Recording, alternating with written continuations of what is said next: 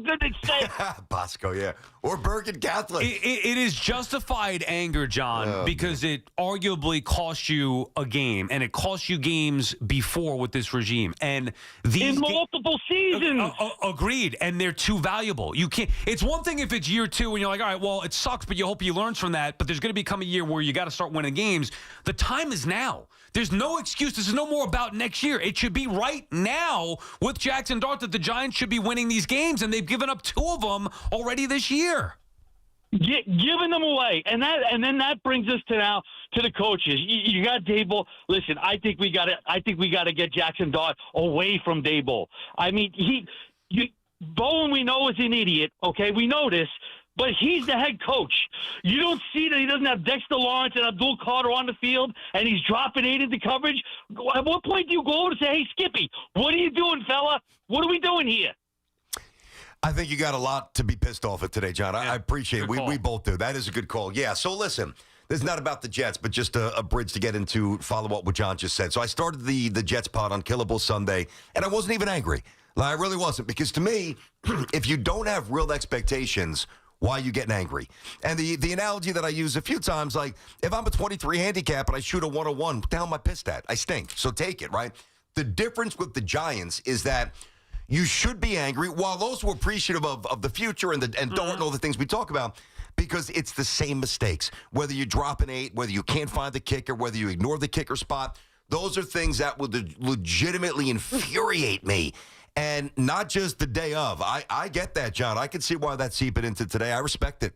I do. Well, look, they're supposed to be winning.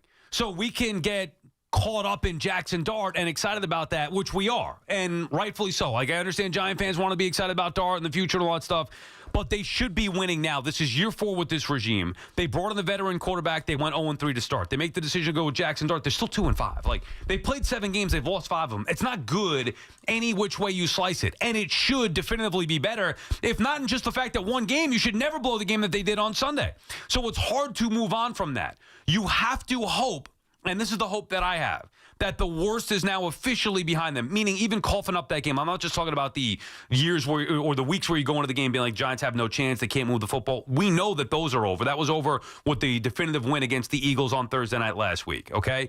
Now it should be about, okay, clean up the mess, that the little things that continue to cost them football games. If they don't do that, then the coaching staff should be fired. And I believe that they will be fired. But you got to clean that stuff up.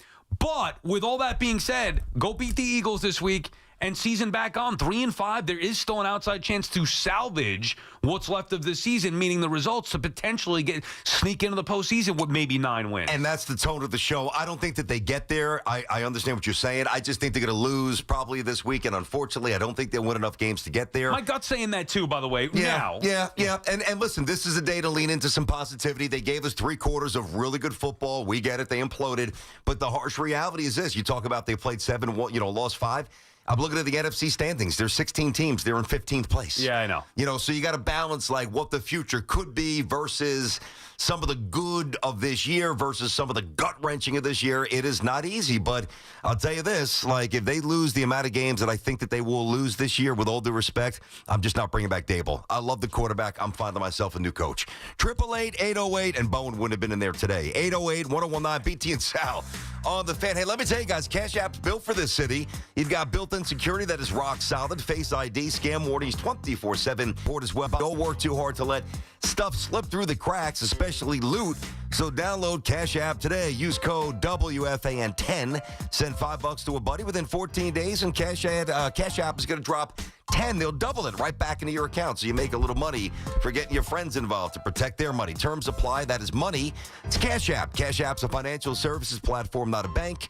And banking services provided by Cash App Bank Partners. Prepaid debit cards issued by Sutton Bank, member FDIC, direct deposit, overdraft coverage, and discounts provided by Cash App, a Block Inc. brand. Visit cash.app/legal/podcast for full disclosures. It's Evan and Tiki. Afternoons on the Fan 101.9 FM. There's something about this team that is frustrating because they are so good, yet they don't know how to win. Listen to Evan and Tiki on demand on Apple Podcasts, Spotify, or wherever you get your podcasts. This is Boomer Esiason with an Odyssey Sports Minute. Sponsored by Staybill. At every fill-up or when you store, start with Staybill. Visit sta-bil.com for more information. For the first time since 1947, Vanderbilt has cracked the college football top 10. Their 31-24 victory over LSU vaulted the Commodores into 10th place. I'm Boomer Esiason.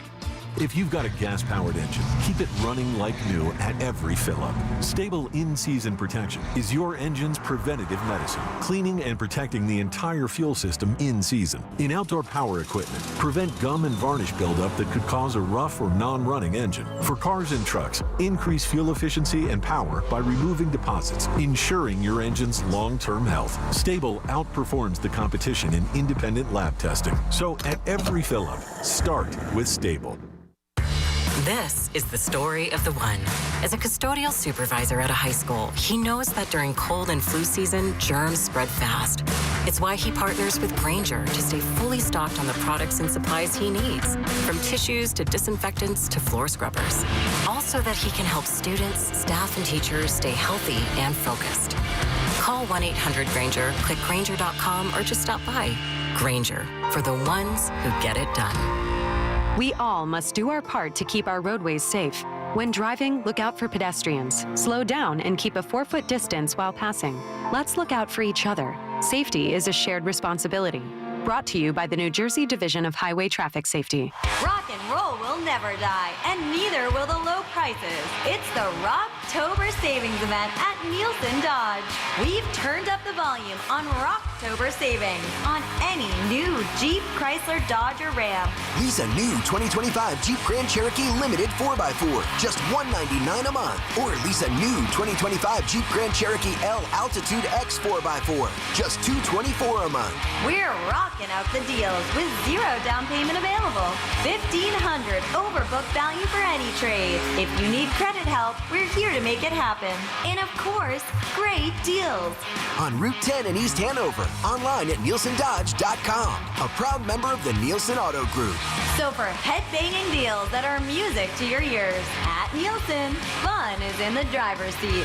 Drive into fall event. With approval term 24 months, due sign Cherokee 5794, Cherokee L 5819, ag tax type 498 doc and DMV. So, there's this guy, Paul Rivera, grew up in the Bronx, made some mistakes, but eventually becomes one of those hard-working citizens who keep our city going. But he gets pulmonary fibrosis, and his only hope is a lung transplant. When one hospital, Montefiore Einstein, get him a new lung, and they give him a new life. Right.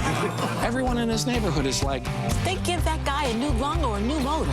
the story, Mr. Giamatti. Well, you ought to know, Mr. Rivera. You lived it. Everyone loves a comeback. Montefiore Einstein, national leader in transplant. Get ready for more BT and Sal on The Fan. Stars rise, legends are made, and one player rules them all. DraftKings Sportsbook, an official sports betting partner of the NBA, brings you King of the Court every Tuesday. Here's the deal. DraftKings puts up $1 million in bonus bets each week. Opt in, apply your token, and place a $5 pregame bet on the NBA star you think will dominate each Tuesday. If they finish the night leading the league in points, rebounds, and assists, they're crowned King of the Court, and you win your share. Download DraftKings Sportsbook and use code WFAN for your shot at a share of $1 million in bonus bets with code WFAN. In partnership with DraftKings, the crown is yours. Gambling problem? Call 877-8-HOPE-NY or text HOPE-NY 467-369. 21 and over. New York only. Eligibility restrictions apply. One token per customer that expires at the start of the final NBA game when offered. Winning shared as $1 million in non-withdrawable bonus bets that expire in 7 days. Restrictions apply. Terms at sportsbook.draftkings.com/promos. You can't count on much these days, but you can always count on Sundays with the NFL on CBS and Paramount Plus. Watch your local NFL game live every Sunday this season, all the way through the AFC Championship game. Visit ParamountPlus.com/NFL to get started today. For over 100 years, Sloman's has been your trusted partner in comfort. When it comes to home heating oil, they deliver more than just quality fuel. They deliver peace of mind. With price protection, automatic deliveries, and 24/7 service, their dedicated team is just a call away, ensuring you stay warm and comfortable all winter long. Sloman's, the Tri-State's largest heating oil provider,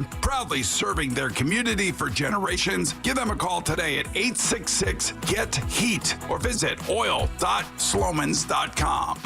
Sunday no longer a fun day? We've got specialists for that. Walking the dog, unleash, knee pain. We've got specialists for that. With 45 Castle Connolly top doctors, Orland & Cohen specialists are considered among the best in the nation by their peers, which can mean a better outcome for you. From Staten Island to Southampton, our network is open 7 days a week, so you can feel better, faster. Visit OrlandCohen.com. Move and be moved in the Mazda CX-5. The smart choice from those who expect more from their drive. With standard iActive all-wheel drive and advanced safety features, the CX-5 gives you confidence in every condition. Its effortless handling and responsive performance set it apart from the crowd. Inside, you'll find thoughtful crafted design for comfort and connection. There's more to a Mazda. Lease the Mazda CX-5 for $229 a month. Visit your local Mazda dealer or MazdaUSA.com. Talk New York sports here. The Fan. It's about George Springer. Like, I was begging the Mets to sign Springer. God forbid you get a center fielder. They needed a center fielder. This is 5 years ago, BT. They needed, and there's receipts to prove it. They needed a center fielder. The guy was a proven commodity. I'm begging them to sign Springer. They had a shortstop at Andres Jimenez. Instead, they decided not to get Springer. And Andy Martino just wrote a column about this on SNY.TV, explaining why they didn't get Springer. Alderson apparently wanted Springer. They hired Porter, and by the way, it said in the article that the Mets and Steve Cohen met with Theo Epstein. I don't remember that being the case. Well, whatever, maybe it was, and I forget about it. But Cohen met. This is when Cohen first took over the team. As owner. Alderson was the president. They met with Theo Epstein, didn't see it a fit. They go on to hire Porter, who got.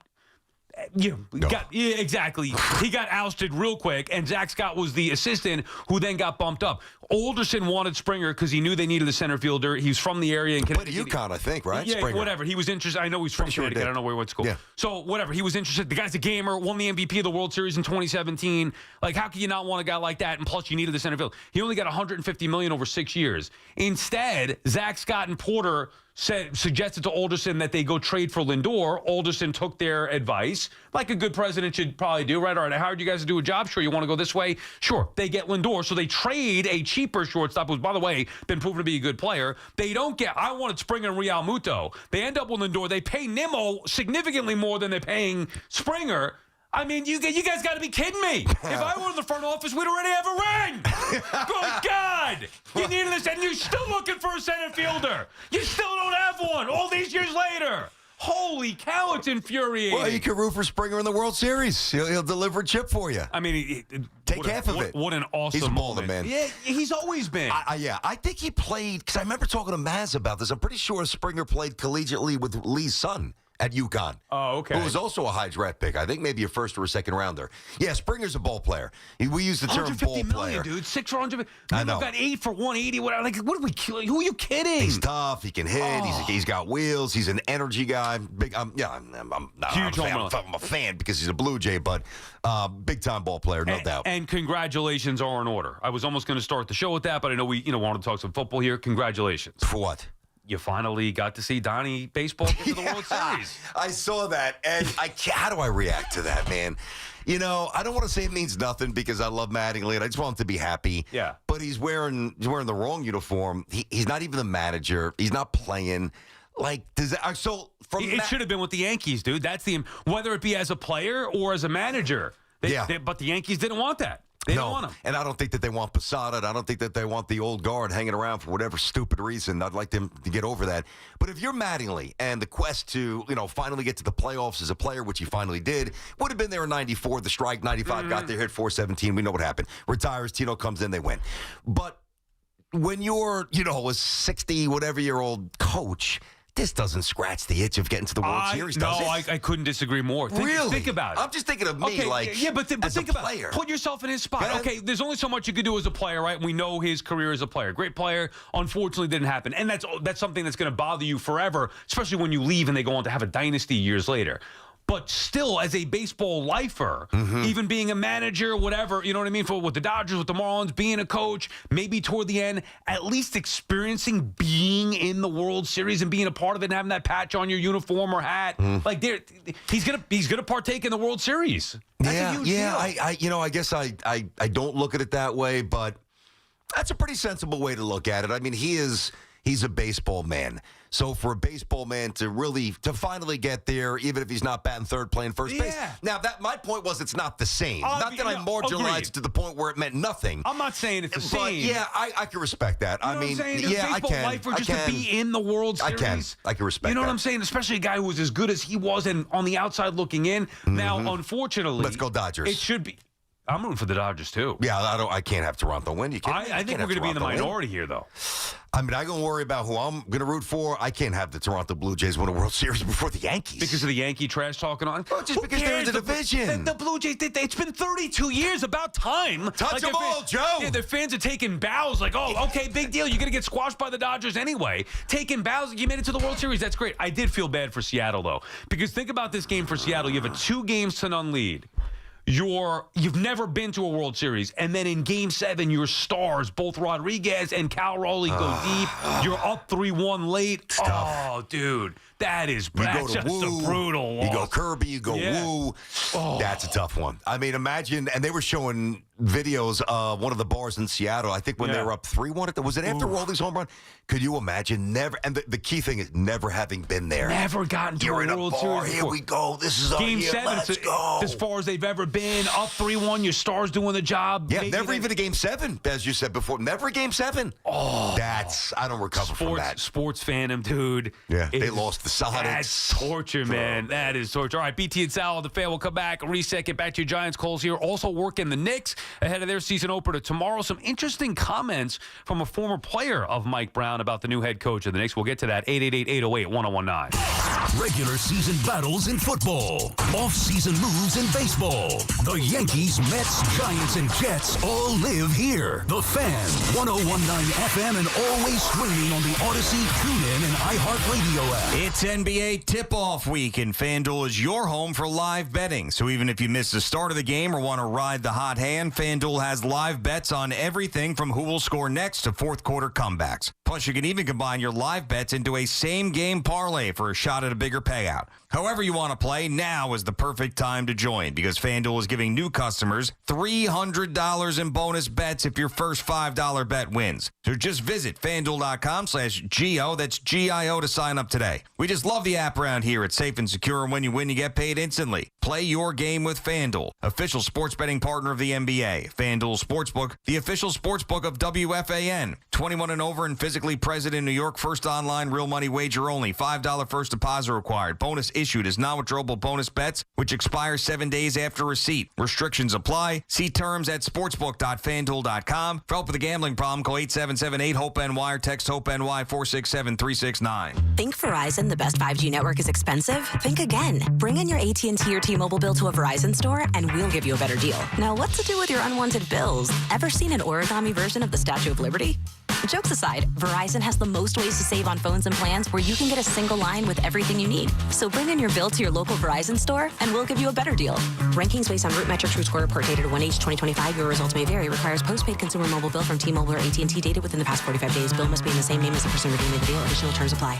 Ready for a smarter way to heat your home and save on energy costs? Go with Petro. Upgrade to a new energy-efficient heating system with the latest technology to help you save now and for years to come. With easy financing, $0 down, and low monthly payments, better comfort and savings are all within reach. And trust your local HVAC pros at Petro for expert installation and best-in-class service. Don't miss this deal for a new heating system. Go to petro.com now or call 1-888-PETRO-02 today. That's 1-888-PETRO-02. There he goes to the 20, 10, 5. That's a Jet touchdown. That's a Jet touchdown. Jets fans, be there at MetLife Stadium to see the New York Jets take on the Cleveland Browns on Sunday, November 9th at 1 p.m., presented by Verizon. Don't miss your chance to experience the excitement of game day at MetLife Stadium and cheer on your Jets. Lock in your seats at nyjets.com/tickets and get ready to clear the runway. Talk New York sports on The Fan. Wouldn't you know if you made $7 million? D.C. politician Mikey Sherrill is so out of touch, she can't even remember. It said she made millions on the stock market, tripling her net worth while in Congress, and was then fined for unreported trades. Is that true or false? So, I think we made money. Come on. Who wouldn't know if they made $7 million? I'm Jack Chittarelli, born and raised right here in New Jersey, where it's never been harder for the middle class. That's why I'm running for governor, to fix our state. In Congress, the only thing Mikey Sherrill fixed was her bank account. And she voted for higher taxes on your tips and overtime. Mikey even voted for higher taxes on your Social Security. Who does that? Let's be clear. I'm the only candidate with a plan to make New Jersey affordable. I'll reduce property taxes and lower energy bills, because you should keep more of what you earn. New Jersey, Jack Chittarelli is the change we need. Mikey Sherrill is just more of the same. Paid for by Chittarelli for Governor Inc., P.O. Box 225, Annandale, New Jersey. Together, let's drive at Paramus Chevrolet. For just $227 a month and $2,004 due at delivery, lease a brand new Equinox 4D Wagon LT with two-wheel drive for 36 months. Buying? Enjoy 0.0% APR financing for well-qualified buyers. Visit ParamusChevrolet.com today. This is the story of the one. As a maintenance supervisor at a manufacturing facility, he knows keeping the line up and running is a top priority. That's why he chooses Grainger. Because when a drive belt gets damaged, Grainger makes it easy to find the exact specs for the replacement product he needs. And next-day delivery helps ensure he'll have everything in place and running like clockwork. Call 1-800-GRAINGER, click Grainger.com, or just stop by. Grainger, for the ones who get it done. 1-877 Cars for Kids. KARS Cars for Kids. Ready to get rid of that old car? Donate it to Cars for Kids. Call 1-877 Cars for Kids to reach a friendly live agent. Donation's super easy, and your car can be picked up as soon as tomorrow. Call us now, 1-877 Cars for Kids. 1-877 Cars for Kids. Donate your car today. Did you know you can donate real estate too? Our friends at Town Fair Tire remind you that at Town Fair Tire, you always get the guaranteed lowest price on name brand tires from Connecticut to Maine. Nobody beats Town Fair Tire. Nobody. Get breaking sports news here. WFAN, WFAN FM, WFAN FM HD1 New York, and Odyssey Sports Station. WFAN Sports Flash. We brought to you by Chef IQ Precision Cooking. Effortless results. Visit chefiq.com. It will be the Blue Jays and the Dodgers in the World Series. Toronto winning Game 7 last night, 4-3 on the strength of the George Springer 3-run homer. Game 1 of the World Series Friday night in Toronto. There was a doubleheader in the NFL to wrap up the week with Monday Night Football. Lions over the Bucs 24-9. Detroit 5-2. Tampa's 5-2, but they lost Mike Evans right as soon as they got him back. He was carted off the field with a concussion and a broken collarbone. Also, the Seahawks moved to 5-2, beat the Texans 27-19. Things not going great for Houston. They are off to a 2-4 start. The Rangers are 3-4-1. The 4 losses, all of them at Madison Square Garden. They fell to the Wild last night, 3-1. Their new head coach, Mike Sullivan, not exactly thrilled with the effort. This wasn't nearly the game that we've been putting on the ice game in and game out. And, we knew we were going to play a team that was going to come in with urgency based on circumstance. And we didn't match the urgency. That was the challenge. We got outplayed tonight. Rangers are off tonight. The Devils are in Toronto. The Islanders host the Sharks, and the 2025-26 NBA season begins tonight with the Thunder taking on the Rockets, followed by the Lakers and the Warriors. The Knicks and Nets both open up tomorrow night. This report brought to you by Approved Oil. Visit freezetherate.com. Approved Oil has been the leading heating oil dealer with the lowest rates in New York for over 90 years. Lock in today before the cold weather drives prices up. Act now and don't get left out in the cold. Enjoy a worry-free winter with Approved Oil. Visit them at freezetherate.com. We're also brought to you by Paramus Chevrolet. It's 60 in Central Park, and that's what's happening. I'm Jerry Recco on WFAN, now streaming our podcasts on Apple Podcasts, Spotify, or wherever you get your podcasts. Get connected with WFAN to talk about your favorite teams. The Fan on the Odyssey, iHeart, and TuneIn apps.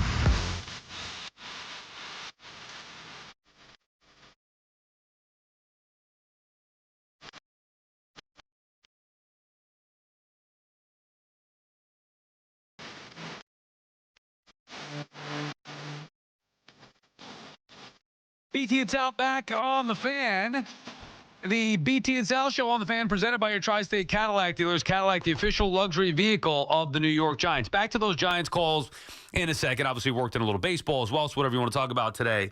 But we got to get into some of the Knicks stuff. Now, there were a couple things making the rounds on social media yesterday, and I'm not really I don't listen to other people's podcasts, whatever it may be, but I happened to see this clip, and I thought you might get a kick out of this, and really for Knicks fans to get some insight, potentially, onto what Mike Brown might be as the new head coach. Matt Barnes, who's all over these podcasts. Yeah. What was the name of this one? This was Straight Game? Rami? Straight Game with Mike Bibby. Okay, so Matt Barnes. So he was a guest. Yes, not his own podcast. He was a guest on Straight Game with Mike Bibby, and they were discussing Mike Brown, who Barnes played under with L.A. Go ahead, play that clip, Rami. Will it work? I got one hand saying, no. The one thing about Mike Brown is that first year is always good. Mike is a great person. He's just, to me, he's not a leader of men. You have to be, I couldn't imagine it now because these kids are making so much money. You have to have the respect of them. And I think Mike is such a nice guy. That's what fucks Mike up. Mike wants to be cool with everyone instead of putting his foot down like, this is my team, this is what's going on. He was my coach with the Lakers. We had Mike after Phil Jackson retired. And when I tell you, rest in peace to my dog, Kobe and Ron Artest, they walked all over that motherfucker. They used to sub themselves in and out of games. I'm just like, oh, shit. I think Mike Brown is a great second chair. Because when you sit in that second chair, if this is the first chair, when I tell you there's such a night and day difference sitting in the head coaching chair, I think Mike is a great assistant coach. I wish him the best, but I've seen it firsthand in Sacramento. His first year came in, brought Golden State's system. They made the playoffs for the first time, and Price and Salati were born, and then he lost the respect of the team quickly. So now you're going to a New York media market that's trying to eat you up. Every mistake, Mike is a good guy. I just don't think the situation is going to work because he's too nice for his own good. All right, so there you go. That's pretty scathing right there. We had to dump a little part of it because there was one curse in there that we missed. But you get the gist, basically saying that too nice a guy, players walked all over him. So when I heard that confirmed how I felt about Mike Brown. Where are you, BT, after hearing that? Listen, I think Matt Barnes is a very interesting guy. That doesn't do anything to me in terms of I don't know if they should have hired him. I like Mike Brown. I know that he's now Pat Riley. I get that, not Phil Jackson. Number one, I needed to change from Tom Thibodeau. That was my opinion. I thought that they hit the end of the road. So while he was a really good, borderline, great, I don't want to be nuts here with Tibbs as the coach of the Knicks, but a lot of respect. It was time to move on. So when you move on from somebody, you generally want to get somebody who's a little bit different. Right, and he is. And it sounds like he's a lot different here. Now, Sal, here's why I'm not worried, okay? The New York Knicks are a very self-motivated group. I mean, think about some of the names that he just dropped. He just dropped Ron Artest. Now, Ron Artest Meta is a lot different than a Ron Artest who was not on his medicine back then and an absolute nut job. Nobody's controlling that guy. Number one, Kobe, all due respect, killer, self-motivated, rest in peace. But Kobe was a completely different entity than anybody maybe in the history of the NBA outside of MJ in terms of just that mindset. So I would feel much more concerned about this group if Stephon Marbury was on the roster or Eddie Curry. Jalen Brunson, Cat, Mikal Bridges, these are high character, low maintenance, high IQ guys who get along great. Now, we'll see if Mike Brown's good enough to win a championship, but in terms of fear that he's not suited or fit for the job, I got none. That cut did nothing to deter me. It goes against everything I believe in. The last words that I ever want to hear about a head coach, a manager, whatever it may be, in any sport whatsoever is, he's too nice a guy. That's just me. It doesn't mean that that's the right thing. Yeah. It's, for me personally, the last thing that I'd want to hear is he's too nice a guy. Because no matter what, he wants to be buddies with the players, that it takes an edge off. Now, they may be better offensively. As a matter of fact, I expect the Knicks to be better offensively. That's the bare minimum. Doesn't mean that they're going to go further than they went under Tibbs or whatever it may be, or go to the finals. I'm not going to say that. I don't believe that they are going to be an NBA Finals team. They better, at bare minimum, be better offensively. I believe that will be the case. But when things get tough in the postseason, and you got a guy who wants to be buddy and is too nice, even though you have some dogs on this team, Brunson, Hart, whatever the case may be, That makes me uneasy, and I think the Knicks are going to rue the day where they moved on from Tom Thibodeau. Well, it's funny too. This is more about the season. Just a little insert here in case Knicks fans haven't caught this. They're not healthy going into the season. Yeah, what? Hart's banged up. Remember, Hart had a finger issue, but then he hurt his back out in Dubai, right? Yes. I think he'll be fine. But Abu Dhabi. What did I say? You said Dubai. Is that the same place? Was it Abu Dhabi? You remember they had the game in Abu Dhabi? We kept saying that. Yeah, thank you. All right, so to me, I'm not worried about him. I am worried about Mitchell Robinson because we keep hearing... he's always hurt. But think about this. Yeah, I know. But we keep hearing maintenance days. Like, I remember watching the Friday night. I remember I put the picture of the fire pit going. I was watching the Knicks preseason finale, getting ready for the season, and Mitch didn't play. And they're like, it's a maintenance day. And I'm like, that's a little bit weird. It's a maintenance day. And now we're hearing you might not play tomorrow. It's a maintenance day. What are you maintaining? You haven't taken a single rep. So I actually am a little worried about Mitchell Robinson. So that could be, maybe that's a situation where the Knicks don't get off to a flying start. Mike Brown feels some heat. Mike Brown's not equipped to deal with that because he's too nice, as we're talking about. And maybe that's an issue that we'll have to address, and I will. But the reason I started my reaction to the cut from Matt Barnes with it's a self-motivated group and it's a high-character group. Generally, those people don't run wild and disrespect authority, even if it's not in-your-face, old-school authority. And if they do, let's not forget, Jalen's dad is still there, and he's a bit of a red ass. Correct. So maybe he could be the bad cop, good cop. All right. Did you hear they were talking about on the morning show how Karl Anthony Towns basically was asked about what his new position's going to be or his new role under the offense of Mike Brown? He's like, I don't know yet. I heard this even before the morning show, but why don't you set this up? This is something we could talk about. Yeah, well, basically that he was asked what his new role is going to be under this offense with Mike Brown. Yeah. And he said, I have no idea. Yeah. What do you mean? You don't know. Hey, it's season over. You playing point guard tomorrow night? Cat, you figure it out. No, I think that people hijack that, or at least I thought that was a misrepresentation of what Cat was trying to say. See, the way I took it, and I remember reading about a week or so ago where Mike Brown was talking about the install of the new offense. And as we know, he's an offensive guy. All right, we all know that, right? So if the Knicks offense is not better, well, then Mike Brown was the wrong hire because that's what he was brought here to do, right? To make the offense better and easier on Jalen Brunson, alleviate some of the pressure of him always having to do everything. So when he said the other day, and I thought this was interesting, I haven't even installed the plays yet. This is Mike Brown speaking. This is just about free flowing. I want them to react to a first read, second read. I'll start installing as the year goes on, meaning actually calling plays and being specific. Right now, it's just find the open man, read what's in front of you, and go and ball. And I like that for now. You need structure in the playoffs, but I think what Cat was saying, back to that, I just wanted to set it up, back to what Cat was saying, I think that he was basically just saying what the coach was saying, like, what's your role? Well, nobody really has a role yet because we're just kind of free-flowing because it's early. There's no plays. Yeah. I'm not worried about that either. Yeah, I'm not going to make a huge deal about that. I just don't like the firing of Tibbs. I'm on record as saying that. I'm going to stand by that. I don't like the hiring of Mike Brown. I expect them to be better offensively. I expect them to be legit contenders regardless. I don't think they're going to have success in the postseason the way that they did with Tibbs. And even with Tibbs, obviously falling short of an NBA Finals or certainly a title. So we'll see. I'm excited to watch it tomorrow night for real. I am too. The Knicks bench is a lot better. Now, the Malcolm Brogdon retirement, that was a little bit weird, but you've got Deuce, you've got Clarkson, who's, professional scorer. I think the Knicks should be awesome this year. They're a better team. They have more depth than what they had with Tibbs. Certainly. By the way, did you see Tibbs in Boston? I did. Yeah, I have no issue with that. He's not employed by the Knicks. And he won a championship with the Celtics as an assistant coach. I don't have an issue with that either. And I really don't. I did see somewhere, was it a Mark Stein report? Somebody had this that there was some rumors or thought that the Knicks were back channeling to get a hold of Mazzulla to be their head coach, but obviously it went nowhere. Really? Yeah. Did you see that, Rami? I wouldn't want Mazzulla as the coach. Really? Yeah. Well, this was. I'll look this up. Yeah, go ahead. Before Brown. I think it was Mark Stein. I saw this on. I saw it on social media this morning. I shouldn't put that in Mark Stein if it wasn't him. Somebody I thought reputable. Somebody reputable. Had it saying that there were some back channels reportedly that the Knicks were just at least trying to feel if Mazzulla might be interested. I would not have liked that hire at all. I don't think he's very good at all. What? I don't. Just because they won, I don't think he's very good. Oh, I think he's phenomenal. I don't think he's an elite coach at all. You'd rather have Mike Brown than Joe Mazzulla? Yeah. I really would. What? I think Mazzulla was carried by Tatum and by Brown. Oh, I don't think he's that good. I think he's one hell of a coach. Check if you see that, Rami. Yeah, I see What is it? What's the from exact? Mark Stein. It was Mark Stein. Okay, yeah, go ahead.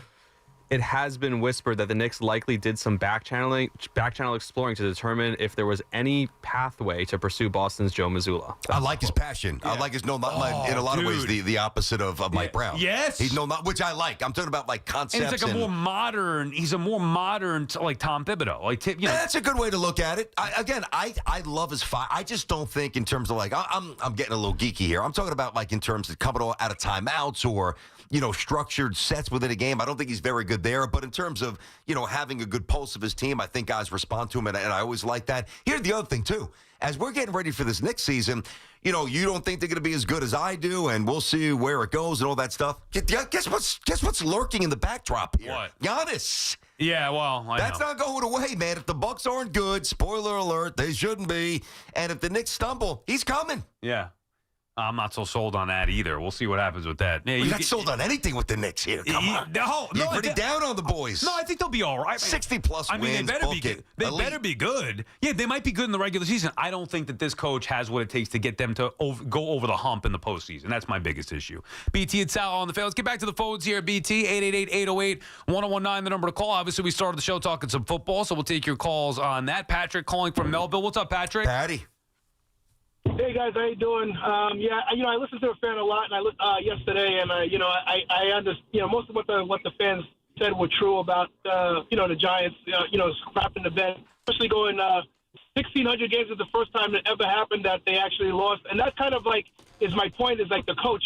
I just don't think. I think Dabo, we have to keep him. Unfortunately, first I said we have to keep him, but now I'm not too sure. I don't think he's a head coach. I think he's more of a coordinator.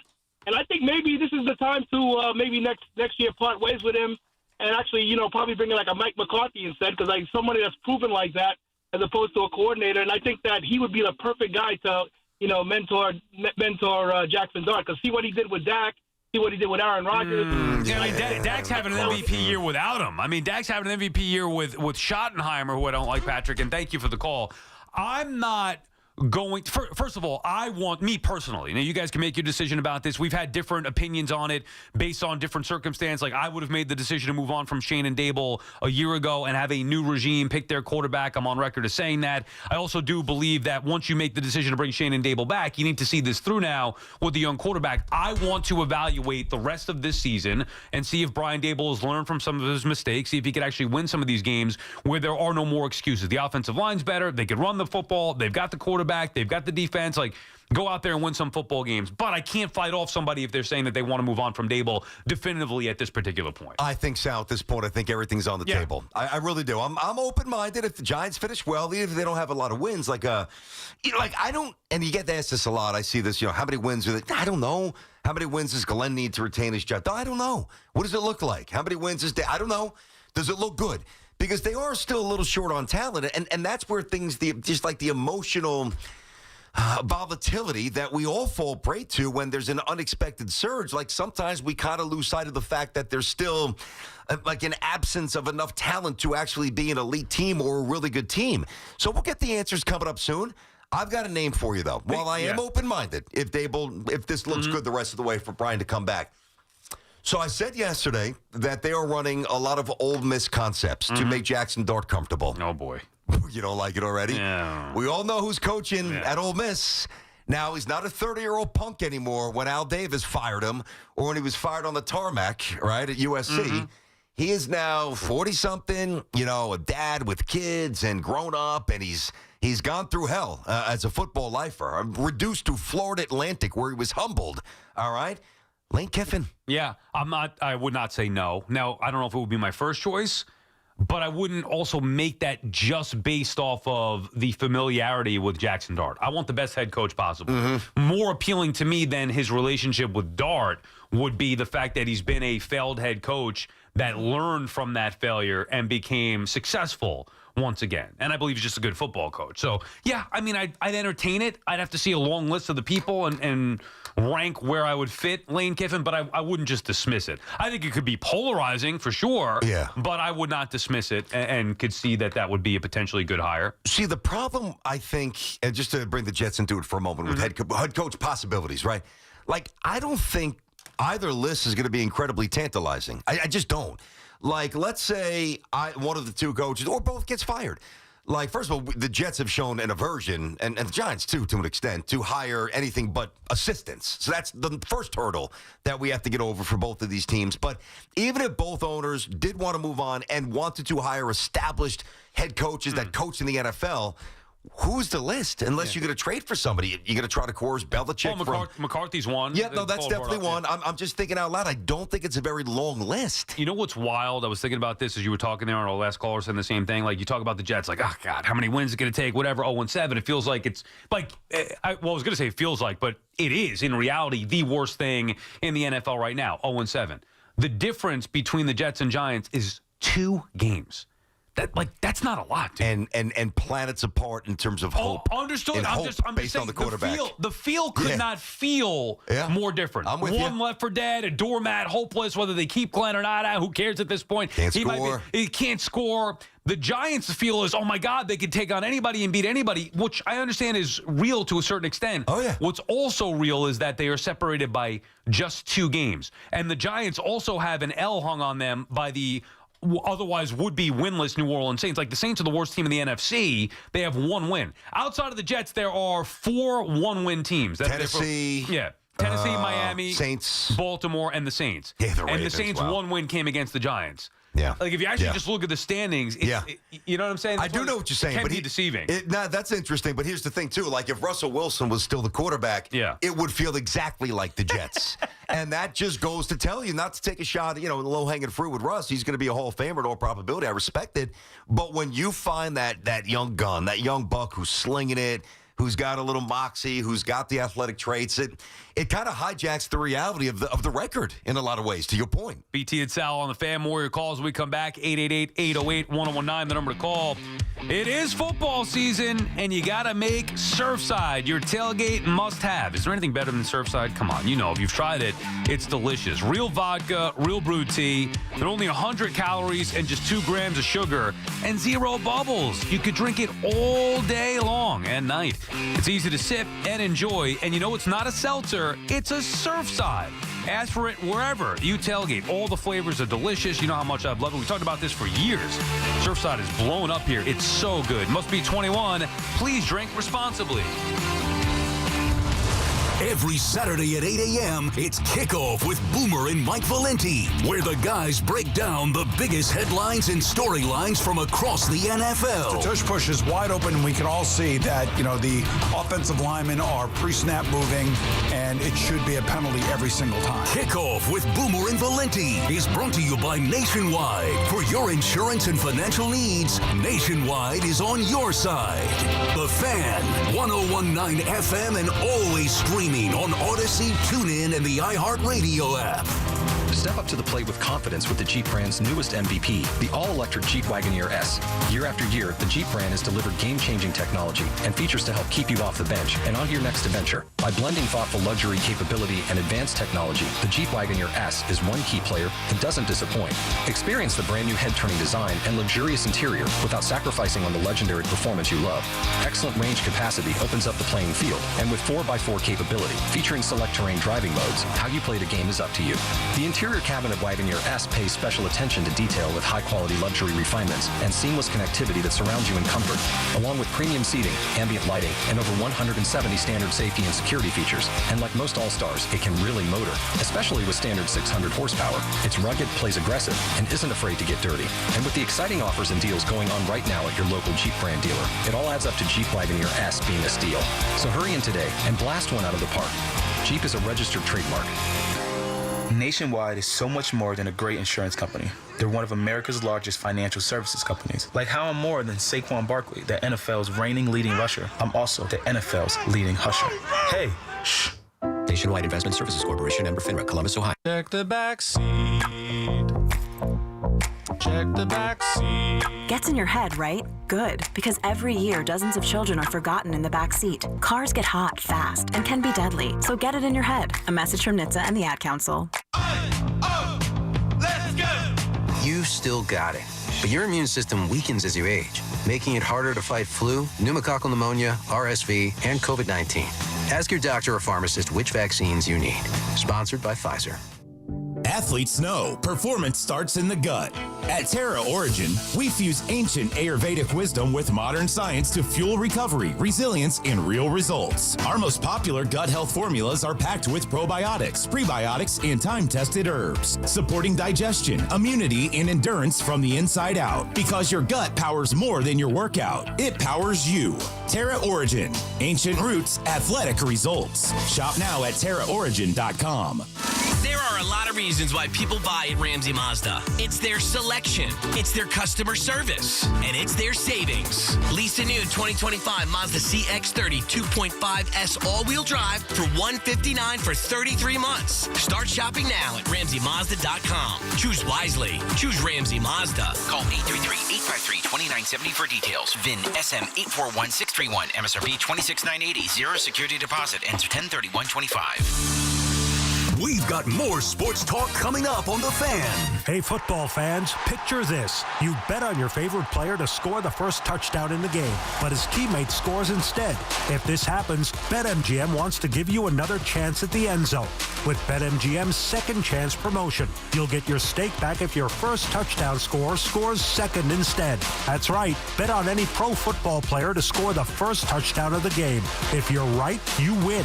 If your player scores second, you get your stake back in cash. With BetMGM's second chance offer, you have a chance to keep the fun going after the first player crosses the goal line. BetMGM and GameSense remind you to play responsibly. See BetMGM.com for terms. 21 plus years of age or older to wager and physically present in New York and New Jersey only. Existing customer offer. Subject to eligibility requirements. Rewards paid back in unrestricted withdrawable funds. Gambling problem? For New York, call 877-8-HOPE-NY or text HOPE-NY. For New Jersey, call 1-800-GAMBLER. HL Gross Jewelers of Garden City is Long Island's premier engagement and wedding ring destination. Visit HL Gross today or online at hlgross.com. This is the story of the one. As a custodial supervisor at a high school, he knows that during cold and flu season, germs spread fast. It's why he partners with Grainger to stay fully stocked on the products and supplies he needs, from tissues to disinfectants to floor scrubbers. Also that he can help students, staff, and teachers stay healthy and focused. Call 1-800-GRAINGER, click Grainger.com, or just stop by. Grainger, for the ones who get it done.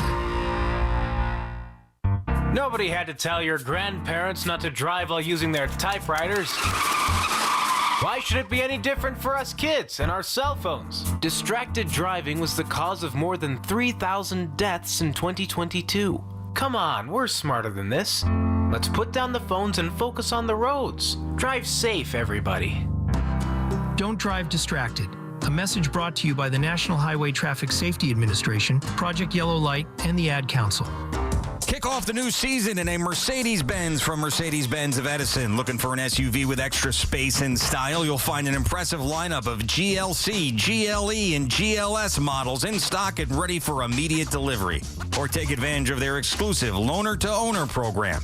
Buy or lease a 2025 X-Loaner and enjoy the experience of a like-new Mercedes-Benz. Don't wait. Upgrade your drive this fall at Mercedes-Benz of Edison, the Tri-State's premier destination for luxury driving. Get the scuttlebutt on your favorite team, The Fan, on the Odyssey, iHeart, and TuneIn apps.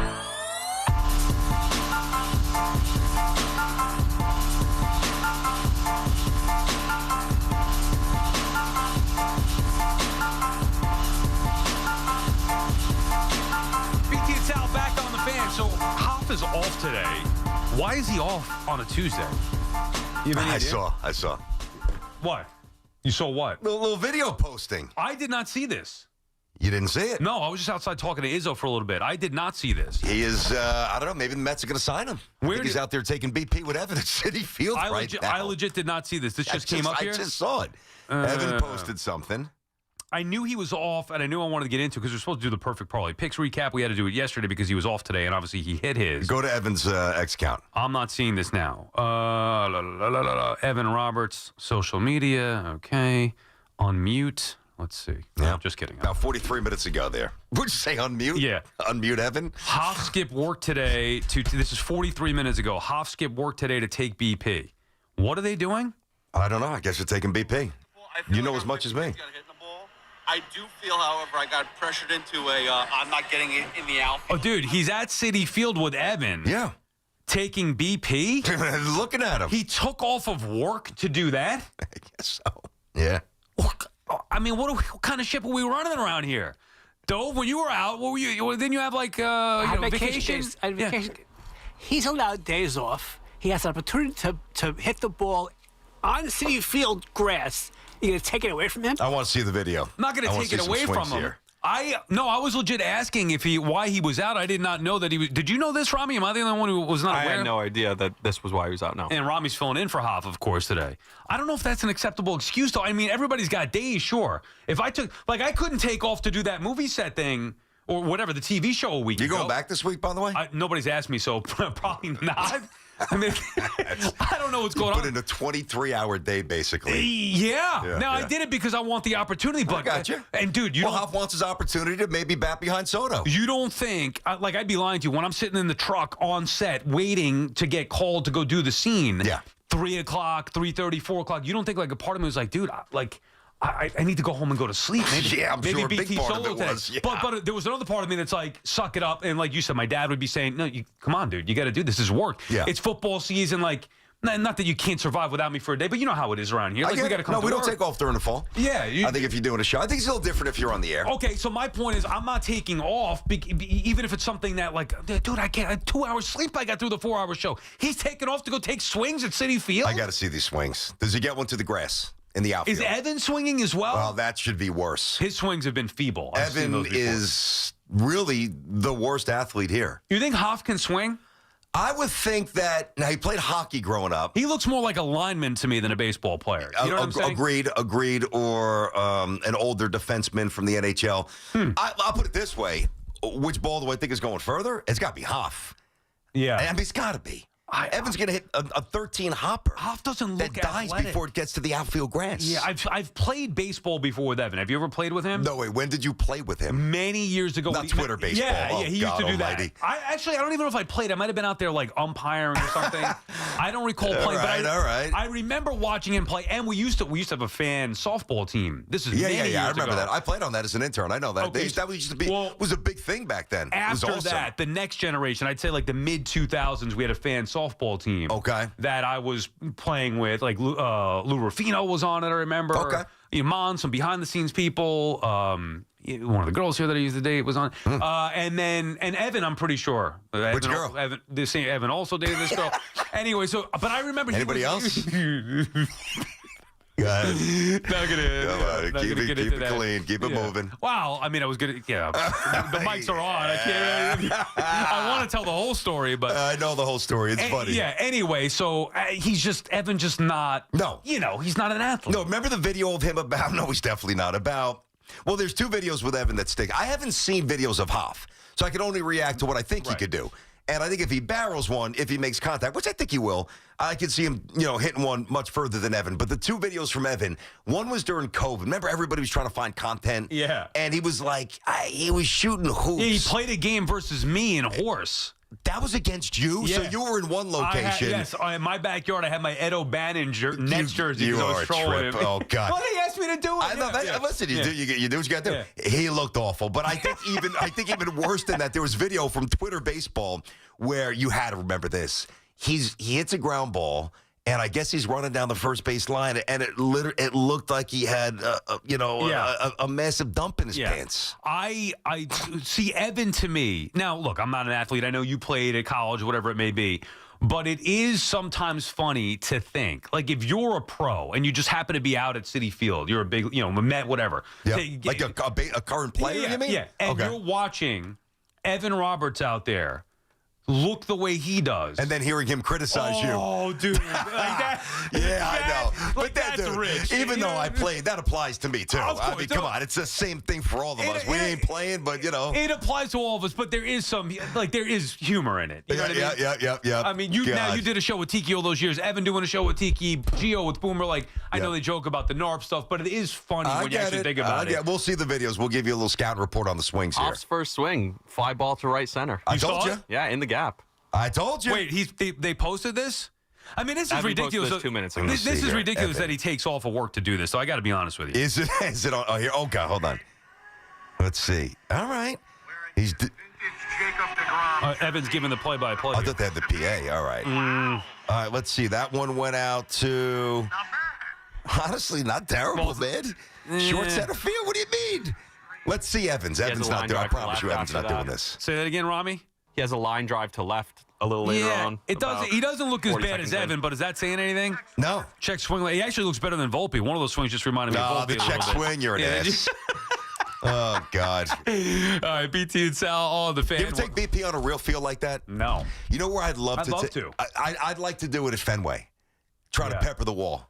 You think you could at this point with the back? With the metal bat, yeah. Yeah. You know, I was thinking maybe wood the other way. That's the other way. Metal, yes. I don't know if I could. I'd like to take batting practice before I did that. Yeah, for sure. I know, but do you think I have it in? I got to go back to the gym and get in shape a little bit. Could I hit one out with a metal bat? No. You really? can go to the gym for the next 2 years. You ain't hitting one out. Why not? Hit one out? Yeah, with a metal bat. No, Sal. Why not? Because I'm not even sure if I can. It's hard. Yeah, well, you're 50. You get the back issues. You know what I'm saying? I'm still 46. The way you say that disclaimer, man. I think it's real. No. It is. It is. Listen. When you were at Marist, I'm sure you could. Well, that's all I could do was hit BP home runs at Marist. Listen, the thing that I now do, and I was holding on to this for a long time, even like when I'm 45, yeah, man, I can hit one out of Yankee Stadium right field. Come on, please. I stopped saying that. I no longer verbally spew checks that my body cannot cash. With a metal bat, you don't think... If I bang one down the right field line, maybe at Yankee Stadium. Yeah, like 314 with metal. I'm just trying to be a little realistic. Well, that's what I'm saying. Let's go to a real ball. But, Yankee Stadium, I feel like I definitely could take one. Yeah, okay. So you're going to hit a home run the other way? Well, I mean, maybe I know you're a little bit. To dead center at 410. Yeah, no, that for sure. No. But if I pull it right down the line... Here's the thing. Was that wrong? You'd have an easier time pulling it around the pesky pole, no? Well, that's what I'm saying. 314 down the pesky, a little shorter than that. Sure, maybe if I really, maybe. If the green, I'll meet you halfway, maybe. If the green monster's not 37, 38 feet, and if it's more conventional height, and it's the same distance away, and you got metal, maybe. Dude, it's people, it's just like with golf. You know how many guys say, I hit it 300 yards off the tee? No, you don't. No, you don't. You're not even close. Right. The way people exaggerate and over. Meanwhile, it was probably 255, which is nice. Well, 260. It ain't 3. Here's the thing. I know I can't dunk, right? Like I can't.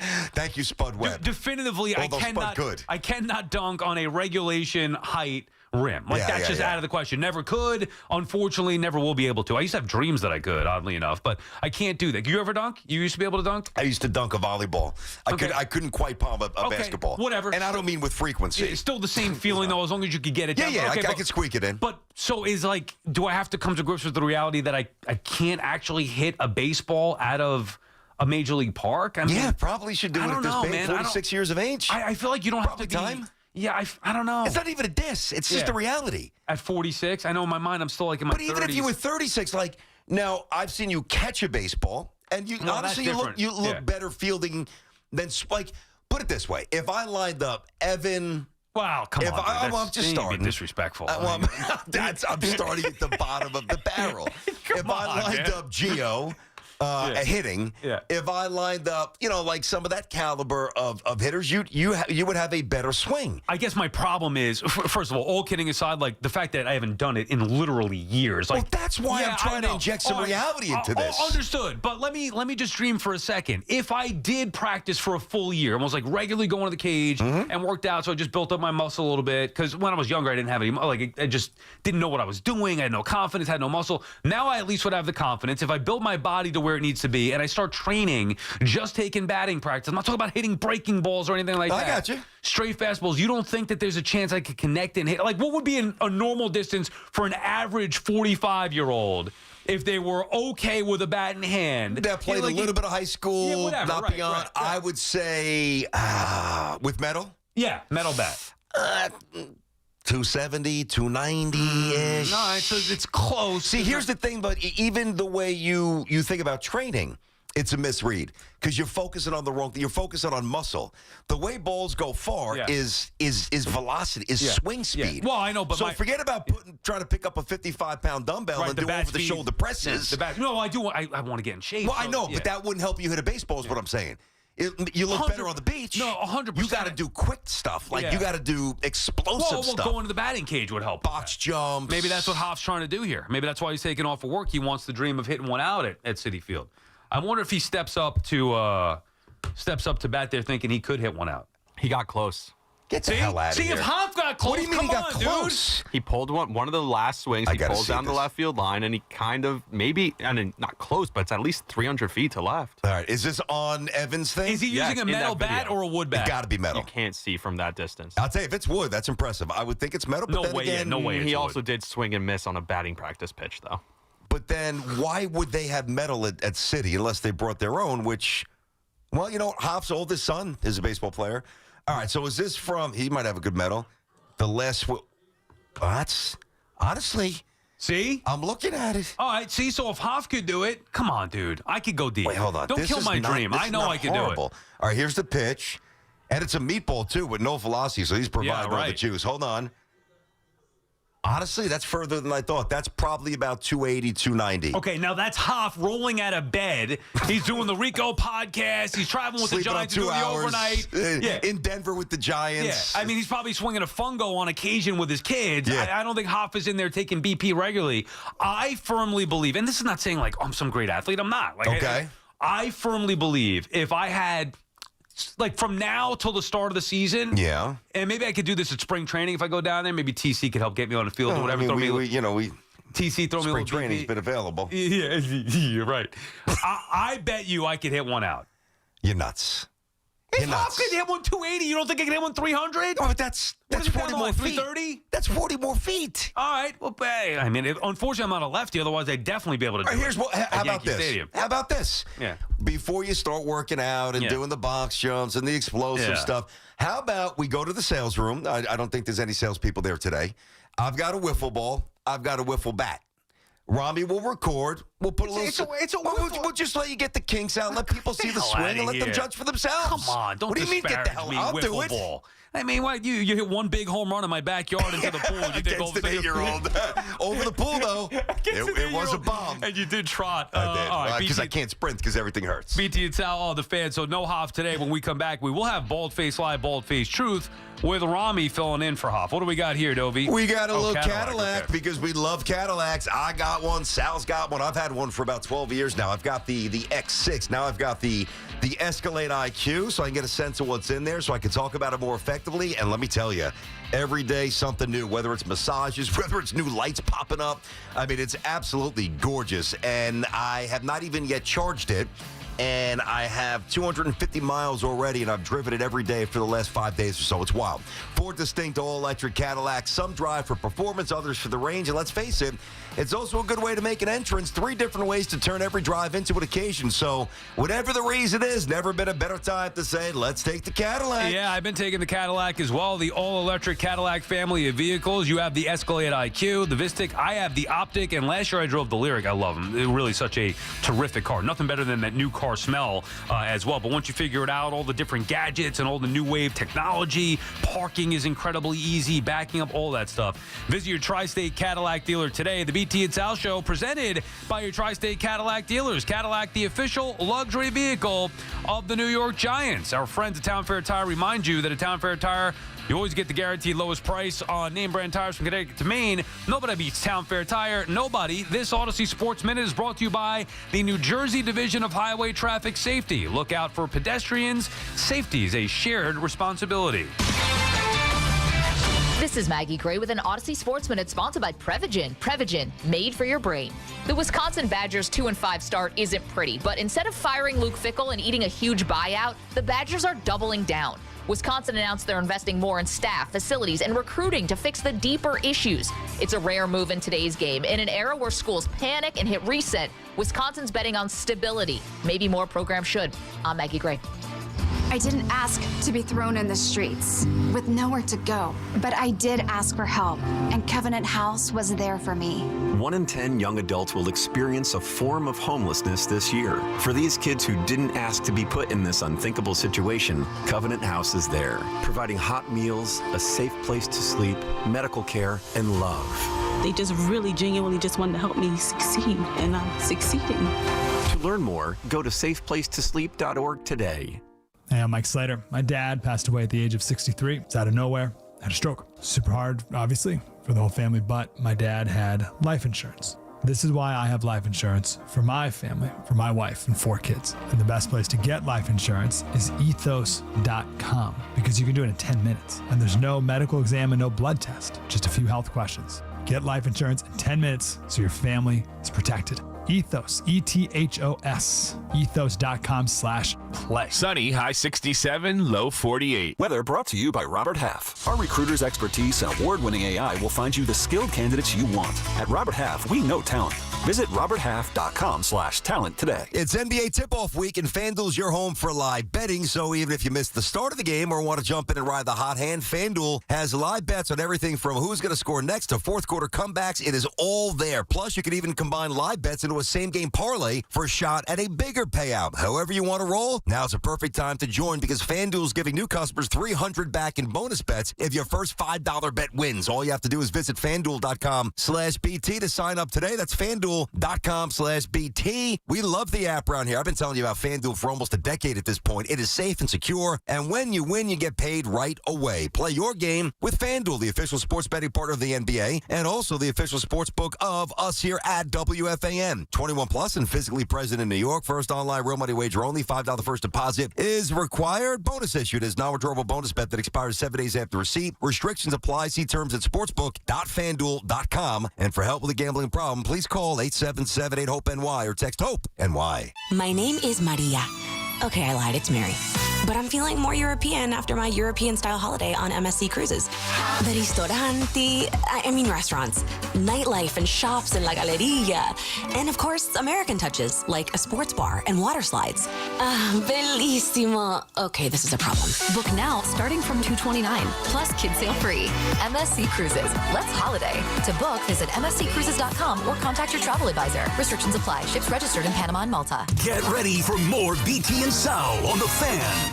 We all hear the radio ads about the IRS. They tell you to be afraid, to be scared, and they try to frighten you into calling. I'm not here to do that. Tax Relief Advocates is different. TRA is here to tell you that if you owe money to the IRS, whether it's $5,000, $50,000, or $500,000, we have a solution. It doesn't matter if you're sitting in your car, at work, or with your kids. No matter where you are, call now. 800-575-6481. Don't lose hope. TRA can eliminate or reduce what you owe to the IRS. Generous programs are now available that can give you a fresh start. Our passion is taxes and helping individuals fix their IRS problems. We have over 1,000 5-star reviews on Google and an A+ with the Better Business Bureau. You don't need to be afraid of the IRS any longer. End your tax nightmare today by visiting us online at TRA.com or call 800-575-6481. That's 800-575-6481.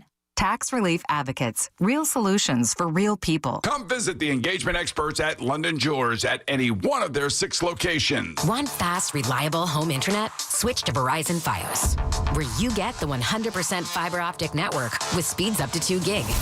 And if you're looking for live TV with up to 400 plus channels and live sports, Fios TV is where it's at. Get the internet speed you want and the TV you love when you bundle Fios home internet and TV with Verizon.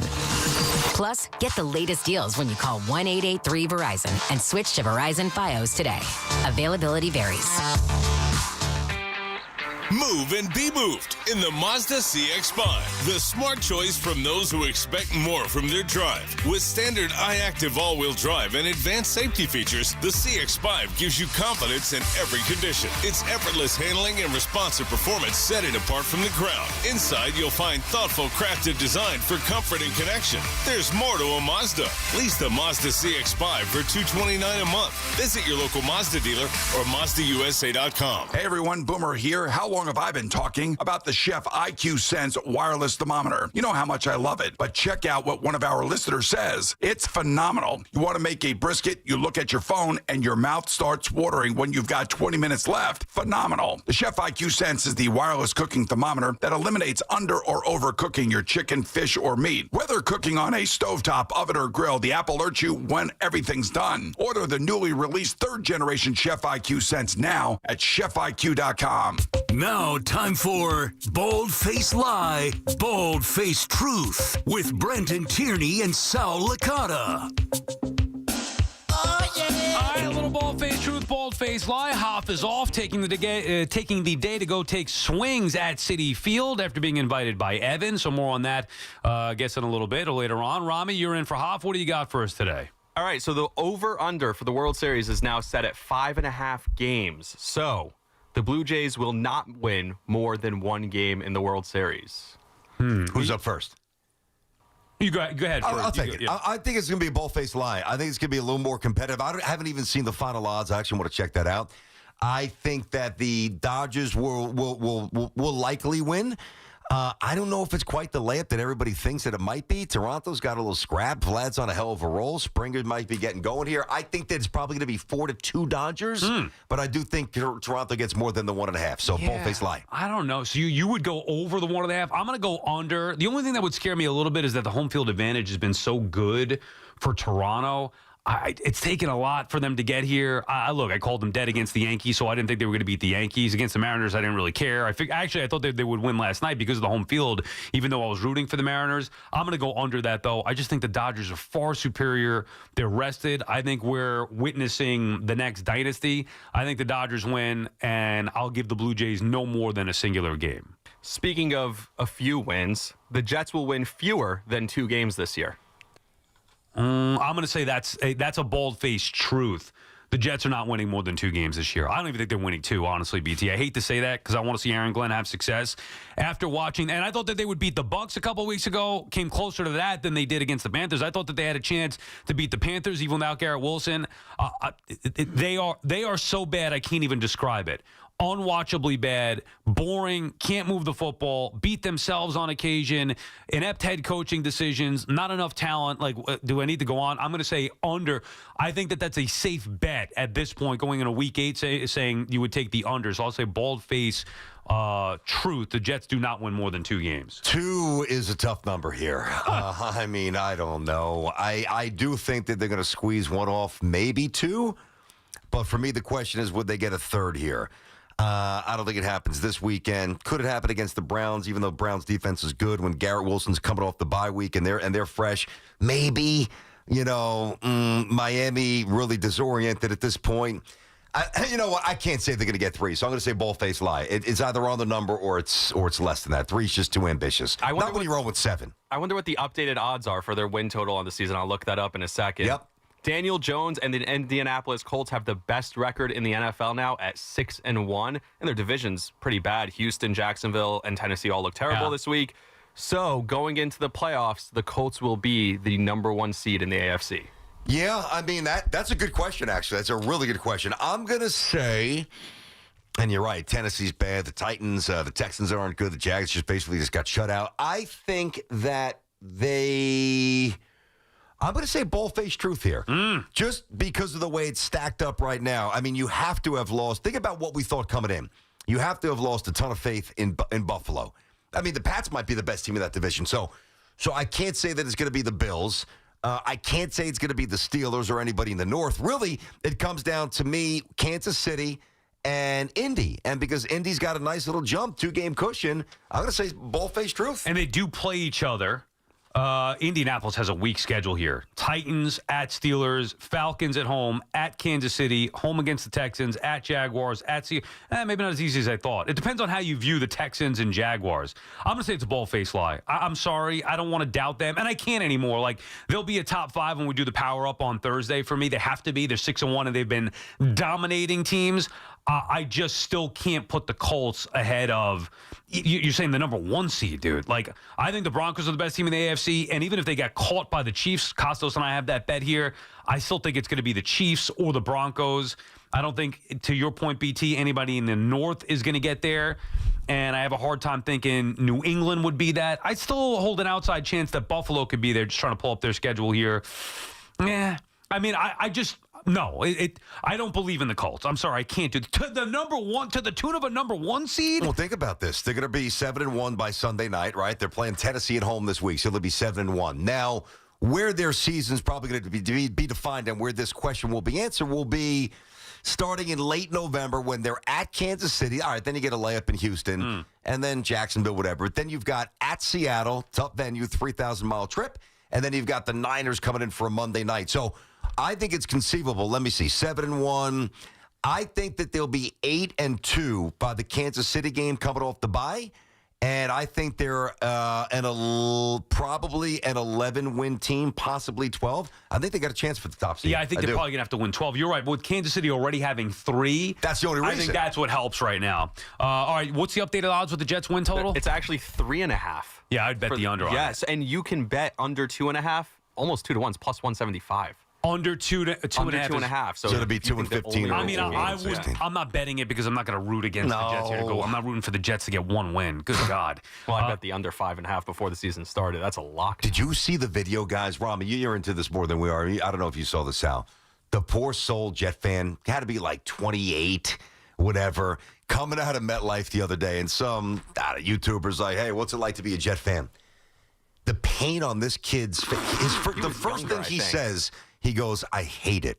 And he wasn't joking. I heard them play it this morning. Oh, you did? Yeah. And then for those who didn't hear it, he's like, I was born into this. Like, I'll never leave because I was born into this, but I hate this team. Yeah, but this has been going on. Meant it too. It's been going on for years, man.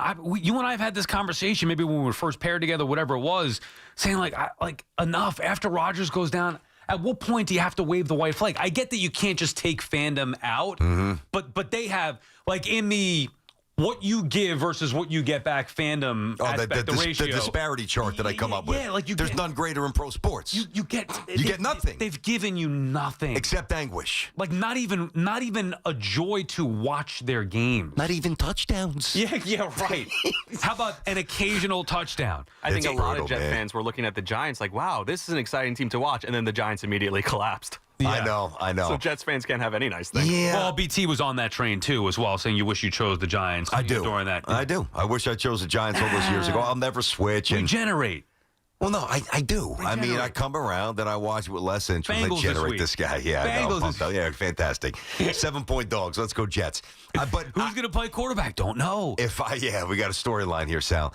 If I was just wired a little differently, I would either check out of the Jets completely, which I can't do, or just say, you know what, screw it, be a Giants fan, or another team. I can't do that either. So the reason I don't officially tap out, number one, it's against the unkillable brand, as we know. Well, right. That would be a bit of a contradiction here. But also, like, they will have the podcast spinoff, Killed. Why I Hate the Jets. Yeah. It's like Joey after Friends. You had the Friends show, and then Joey had the spinoff. The spinoff's not going to be good either. Although Friends was great, and hopefully Unkillable's okay. But the point is that they're eventually going to have a good day. And if they do have their day in the sun, and I'm not there to enjoy it, then it's a next level of twistedness. I will tell you, oddly for me, but it's a different circumstance. I'm not I grew up a Falcons fan. I just don't care anymore as much. Like a little part of me, maybe if they have success. I don't watch the games anymore. I have taken a liking to the Broncos this year. So, the way you talk about them, I can tell. Well, but it's because I think that they're good. And I used to hate the Broncos. The Broncos beat the Falcons in the Super Bowl in 1998. I hated the Broncos. Come on. I loved Dan Reeves. Broncos did Dan Reeves dirty. I hated Mike Shanahan, Terrell Davis, all that stuff. I just believe the Broncos. Sean Payton, I hated him because he was a Saints head coach. Yeah. And I believe in Denver this year. So that's a team outside of New York that I'm rooting for all year long. Well, and the other thing too is you're not around the day-to-day noise of the Falcons. I know. So, like if you're living there, easy to get out of it. Exactly. If they're on, you want to watch them. You watch them. If not, you don't. But at least even though it was horrendous fashion, at least you sat down in your life once and watched your team in a Super Bowl. Twice. That's right. What did I say? Twice? I wish I didn't see one of them, but twice, and they gave multiple plays. Really, think about that. Yeah, no, I get it. You sat down on Super Bowl Sunday with a Falcons jersey on, probably Vic, and you watched them. Yeah. Oh, yeah. I mean, they gave me at least some years. You'd like to have that. Giant fans have had that. Jet fans have not. They had 2 years of the back-to-back AFC Championship games, and obviously it was nothing since then. All right, and nothing really before then. BT and Sal on the Fan. We'll reset. Get back to your calls here. You want to call about the Knicks? We got into that. You want to call about, obviously, the Giants? We've been all over that. Evan and his baseball acumen. We can get into that as well. We got some video from Evan from I guess his back is jacked up. So he sent us some video from a few years ago. We'll give you the scouting report. And I've got official stats from the old, I guess, like the assistant commissioner from Twitter Baseball. Okay. Over 100-plus games for Evan. Okay. I got all the stats. All right, BT. They're not good. More of that when we come back. BT and Sal, all the Fan. It's Chris McMonagle overnights on the Fan, 101.9 FM. He was playing excellent football against one of the best defenses in the league, and this Giant team was kicking ass. Listen to CMAC on demand on Apple Podcasts, Spotify, or wherever you get your podcasts. For over 100 years, Sloman's has been your trusted partner in comfort. When it comes to home heating oil, they deliver more than just quality fuel. They deliver peace of mind. With price protection, automatic deliveries, and 24/7 service, their dedicated team is just a call away, ensuring you stay warm and comfortable all winter long. Sloman's, the Tri-State's largest heating oil provider, proudly serving their community for generations. Give them a call today at 866-GET-HEAT or visit oil.slomans.com. Stars rise, legends are made, and one player rules them all. DraftKings Sportsbook, an official sports betting partner of the NBA, brings you King of the Court every Tuesday. Here's the deal. DraftKings puts up $1 million in bonus bets each week. Opt in, apply your token, and place a $5 pregame bet on the NBA star you think will dominate each Tuesday. If they finish the night leading the league in points, rebounds, and assists, they're crowned King of the Court, and you win your share. Download DraftKings Sportsbook and use code WFAN for your shot at a share of $1 million in bonus bets with code WFAN. In partnership with DraftKings, the crown is yours. Gambling problem? Call 877-8-HOPE-NY or text HOPE-NY 467-369. 21 and over. New York only. Eligibility restrictions apply. One token per customer that expires at the start of the final NBA game when offered. Winning shared as $1 million in non-withdrawable bonus bets that expire in 7 days. Restrictions apply. Terms at sportsbook.draftkings.com/promos. This is the story of the one. As a custodial supervisor at a high school, he knows that during cold and flu season, germs spread fast. It's why he partners with Grainger to stay fully stocked on the products and supplies he needs, from tissues to disinfectants to floor scrubbers. Also that he can help students, staff, and teachers stay healthy and focused. Call 1-800-GRAINGER, click Grainger.com, or just stop by. Grainger, for the ones who get it done. We're always talking New York sports on The Fan. Hear that? That's the beginning of a journey powered by the confidence that comes from driving a vehicle so reliable. It's backed by a 10-year, 100,000-mile limited powertrain warranty. Where your journey ends? Well, that's up to you. Visit your local Kia dealer today. Kia, movement that inspires. See retailer for warranty details. Always drive safely. Limited inventory available. Dunkin's $6 meal deal is kind of wild. You get a bacon, egg, and cheese sandwich, 6-piece hash browns, and a medium iced or hot coffee, all for $6. That's the main character meal energy you need this fall. Get it now in Dunkin' stores or order ahead on the Dunkin' app. No substitutions, participation and times may vary. Offer price varies in California and Hawaii. Limited time offer cannot be combined with other offers. Exclusions and terms apply. To the net. Score! The New York Islanders are back in action with a brand new theme night schedule you won't want to miss. Bring your friends out for the holidays and take home a custom holiday replica jersey or arrive early for special bobblehead giveaway nights for Matt Barzell and Bo Horvat. Barzell for Horvat. Score! Explore the full theme night schedule at NewYorkIslanders.com. My man, Dr. Jay Shah, specializing in minimally invasive and non-surgical treatments for neck, back, and sciatica, migraines, and so much more, offers pain-relieving solutions. There are thousands of 5-star reviews who trust Samwell Pain for all their aches and pains. Visit SamwellPain.com.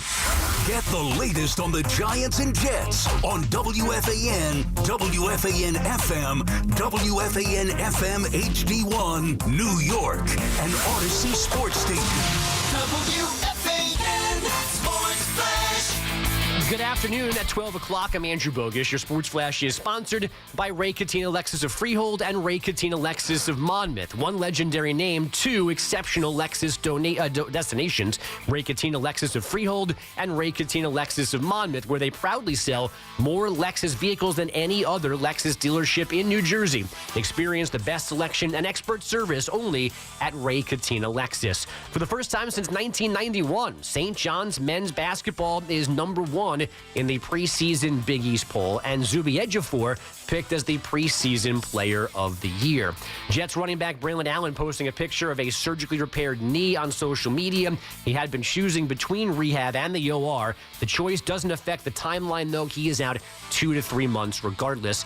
And the Dodgers have opened at -210 favorites to win the World Series. Game 1 in Toronto on Friday night. Jays shortstop Bo Bichette says he'll be back for this series. He's been out since early September with a sprained knee. Fan weather sponsored by Dr. Jay Shaw at Samwell Pain Management. Visit SamwellPain.com. It's 62 degrees and sunny in Central Park, and that's what's happening. Sports flashes top of every hour. I'm Andrew Bogish. Talk New York sports. On the Fan on this now Tuesday afternoon, and we can go over a couple of different things, BT, because we've been all over the place here so far through the first 2 hours, but we did start with the Giants, and I know it turned into still more of the, trickle down from Sunday's loss. I am trying to move forward and focus on the positives here. It will continue to be an evaluation of Brian Dable, and there's no way you could justify losing a game like that, but they did have the lead in impressive fashion against a team that I think is the best defense in the NFL and one of the best teams in the NFL in the Denver Broncos for 3 quarters, and to me it was more encouraging. Obviously the loss hurts and potentially torpedoes the season if they don't beat the Eagles this Sunday, but there are more encouraging things to take from the first 3 quarters to me than the collapse in the fourth quarter. I agree with that. I mean, listen, there was a point where I was thanking the NFL scheduling gods for putting the Jets and the Giants on at the same time, so I only had to watch one of them. I mean, honestly, now I'm at the point like, all right, come on, Jets, finish this up so I can watch some real football. Now, what does that mean in terms of Brian Dable's long-term future? I don't know. What does it mean in terms of a potential playoff run if they can, beat Philly again and sweep the series and maybe take out the Niners and it's a tough schedule? I don't know. I don't know the answer to that. But what I do know is I want to sit down and watch Giants football, which is a pretty good starting point. Yeah, but they should see, to me, like that was, we know that that's the case since Jackson Dart has taken over, and then they've had some success, obviously, since that. To me, they could still win the season. It shouldn't just be about next year. Let's play this year now, where you still have a relevant season, even though they're 2-5, and it seems mathematically challenging. It is. If they beat the Eagles and they split these 2 difficult games in Denver, in Philadelphia, I think it is season back on here. And then you got to take care of business. Obviously, against the Niners, not going to be easy. The Bears, whatever. But every game on the board is a winnable game now with Jackson Dart under center. The question is, can the coaches actually figure out a way to win these games instead of coming so close and losing them? That no longer is accepted. This is not an evaluation mode anymore because you could take advantage of a rookie's success right now, and I give him a chance. Now, I don't think it's likely at this point. The Eagles starting to right the ship a little bit the way that they looked against Minnesota. They're going to be upset. It's hard to sweep, a season series against a division rival, not to mention the reigning Super Bowl champs, but I think it's possible. And as long as the Giants do take care of business, then it can be season back on. And if they lose, then okay, any talk of the playoffs, like that stuff is way out the window. This year definitively is over. And then to me, it becomes about the evaluation of Brian Dable and definitively deciding one way or another, is he the guy to take this team to the next level, which we expect they should be ready to go to as soon as next season? Well, yes, and you have a draft and you add some pieces, and yeah, they should be ready to go further next year for sure. I mean, listen, guys, I think it's been pretty apparent the last couple of days, and even before the game this past weekend, where I've been leaning into the Giants. I think a lot of us have, unless you're just hating, which we're certainly not here to do. There's been an awakening here for the New York Football Giants, which is awesome. But I look at this, and I've got to stomp out the emotion that is beginning to override the logic. Because logically, as I look at this road here, there's only one game that they're probably going to be favored to win, and that's the Raiders game. I see a lot of losses. I see hopefully a lot of closely contested good battles, 4-quarter games. I don't think they're going to make the playoffs. I know you don't really think so either. What you're really saying is if they win this week, that it's just on. Yeah, at least a conversation. I'm saying that going into these 2 games, I said they at least had to split to have a shot. So I can't bury them. As horrific as a loss that was, I'm keeping that shot alive until I see what happens this week. Now, I'm looking at I got you, and I'm looking at this here, and Rami's going to pop in with some numbers in a sec here. I don't know, but we'll get the answer in a moment as I look at the Giants schedule, like where it stacks up against the rest of the NFL. Again, I would have to think this, I know it was very hard coming in, but I would think in terms of strength of schedule, it's got to be incredibly high now, if not the hardest. What do you got there, Rami? So for the remainder of the season, this is according to Tankathon, who does this, so they have the Giants as the toughest strength of schedule. I mean, there you go. No surprise. The I know, toughest. No surprise. But I mean, man, I wish they had a couple of hangers in there. Yeah, well, a couple layups. Well, they did, and they lost them. That's the problem. Well, they had the Saints. Yeah, and that's going to happen with the rookie quarterback, his second start. Like, they should have won that game, but obviously the turnover. You can't say you should have won with 5 turnovers, but they could have won that game had they played cleaner football. That's going to happen with the rookie, even with the mistake the other day with Jackson Dart throwing the interception. Multiple things happened for them to cough up that lead. All I'm saying is that I look at their schedule now and say, well, yeah, obviously it's tough in Philadelphia, home against the Niners, at Chicago, home against the Packers. They can win those games. They just beat the Chargers at home. They beat the Eagles at home. They should have easily beaten the Broncos on the road. That, to me, means that they should be in play here. And also, you look at the final 4 games. Home against Washington, home against the Vikings, at the Raiders, home against the Cowboys.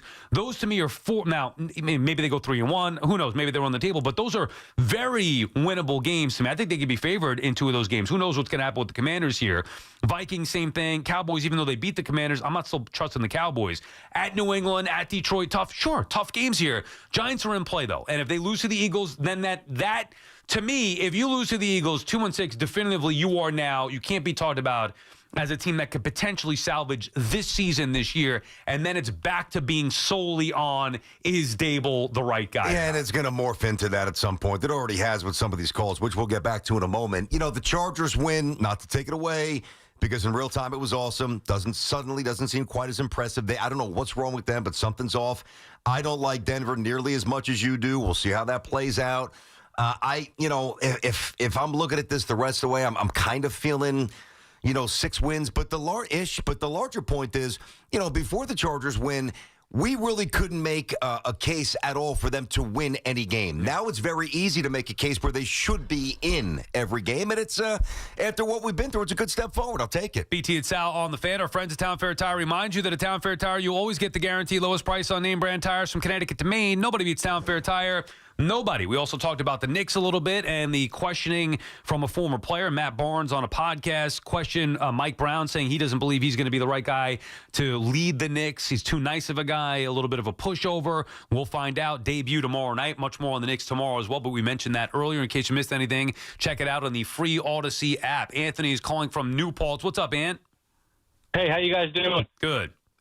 Hey, it's kind of a 3-part question here for the Giants, at what point do the Giants maybe consider elevating Brandon Brown to GM and letting Joe Shane go with all of our roster mismanagement? Not to mention, I think all 3 of us would have picked Malik Neighbors and Abdul Carter in the first round, the last 2 drafts. And then the other part is, do you think Shane Bowen is a reflection of Brian Daboll? Because it feels like we aren't really getting the best coaches on our staff right now. So just one of the things. Anthony, hold on one second. And think about this. Common sense. Anytime you've got a coach who, whether it's right or wrong, accurate or inaccurate on borrowed time, I mean, unless you're a first-year coordinator who's getting a shot or a position coach who's getting an elevation to coordinator, why would you take the job if you think you might get fired? Because then you're next. Yeah, no, that's true. I totally agree. And then the last part is, like you were saying, Jackson Dart's running. They're implementing his Ole Miss offense. Obviously, I love him. I think he's the right fit for us. He's got the moxie. He's a playmaker. But I'm just a little concerned with that because Daboll's supposed to be this offensive genius, and we kind of babied Daniel Jones that one year when we went 9-7, and then we look at what happened the following year. So I'm just a little concerned that if we keep not babying Dart, but running that system, is that going to hinder his development a little bit? I mean, I don't think he's Daniel Jones mentally. It's working. What more do you need to see? If the system's working, I understand maybe some concerns, and we'll see. I mean, certainly not through the first 4 games, Ant, and thank you for the call. We'll see if we get to a point where you say, you know what, they need to unleash another level or do something different because they've only taken this so far. Right now, it's in the infancy stages, but it is working. It's working well. Offense has not been the issue here. Turning the ball over, whatever, that's going to happen with the rookies. But it's not like, oh, man, they can't score, Dart looks overwhelmed, or he's not making the right throws or reads. No, this offense has been working, and there's been a little bit of everything. Oh, and by the way, they don't even have a receiver. They without their best receiver in Malik Neighbors. Yeah, and by the way, to me, it shows, and I don't really throw a ton of compliments around Daboll's way, but here's one of them. It shows a lack of ego, and I also think it shows some adaptability there, which is something I talk a lot about with coaches, where if you're going to try to make your young quarterback more comfortable And these concepts, now I don't know. They said it on the broadcast. I don't pretend to know to what degree, like how many pages in the Giants playbook actually has Ole Miss stuff. I don't know. Maybe we'll get more and more information as we get, more and more reps from Jackson Dart. But I think if you had too big of an ego, or you're like, oh my, I'm better, I'm more innovative, forget about college, screw that, then you would probably be much less willing to incorporate this show. I think it actually shows a sign of Dable that's kind of impressive because it is working. Now, he also came with the reputation as an offensive innovator. I prefer him to come up with some stuff that was working for the quarterback rather than going to Ole Miss. Yeah, but maybe he will eventually. True. Working him in now. I mean, he's a rookie, and they're having success. Like, we questioned as recently as this year. Dable's supposed to be an offensive guy. They couldn't score any points. Yeah. Not until week 2 did they finally start scoring some points. Well, not only that, but think about how Daniel Jones, even though they won the road playoff game, he threw 15 touchdown passes. Yeah. I mean, that was 1960 stuff. Basically, let Daniel Jones run wild, then Saquon, and that was it. It's not just 1 year. It was 3 years, and then week 2 they had the explosion with Russell Wilson. Week 3, same thing, back to not being able to move the football again. So now at least we've seen that the Giants can score points here. They've scored, New Orleans, they turned it over 5 times, but at least moved the football a ton. But they scored 21 points against the Chargers, 34 against the Eagles, and 32 in the loss against the Broncos. That's true. They've been scoring a bunch of points here. Let's see here. Mitch is calling from Queens. What's up, Mitch? Hey, guys. How's it going? Oh, as always, enjoy the show. To me, the biggest question is this. Did the Giants have a good 3 quarters, or did Denver have a bad 3 quarters? And also with Philadelphia, did the Giants play a great game, or did Philly have a horrible game? Well, but Mitch, hold on, Mitch. I think the jury is still out. It is. That's why we're talking about this. Right. I think the jury's definitely still out. It's a fair point, but I would say that it's a little, I don't want to be nuts here, a little unfair. Like when the Giants play well, you're kind of leaning toward the other team just not playing a good game. Now, it's too small of a sample size for me to make a real definitive, have a real definitive opinion on that, but I'm siding toward the Giants just playing some better football.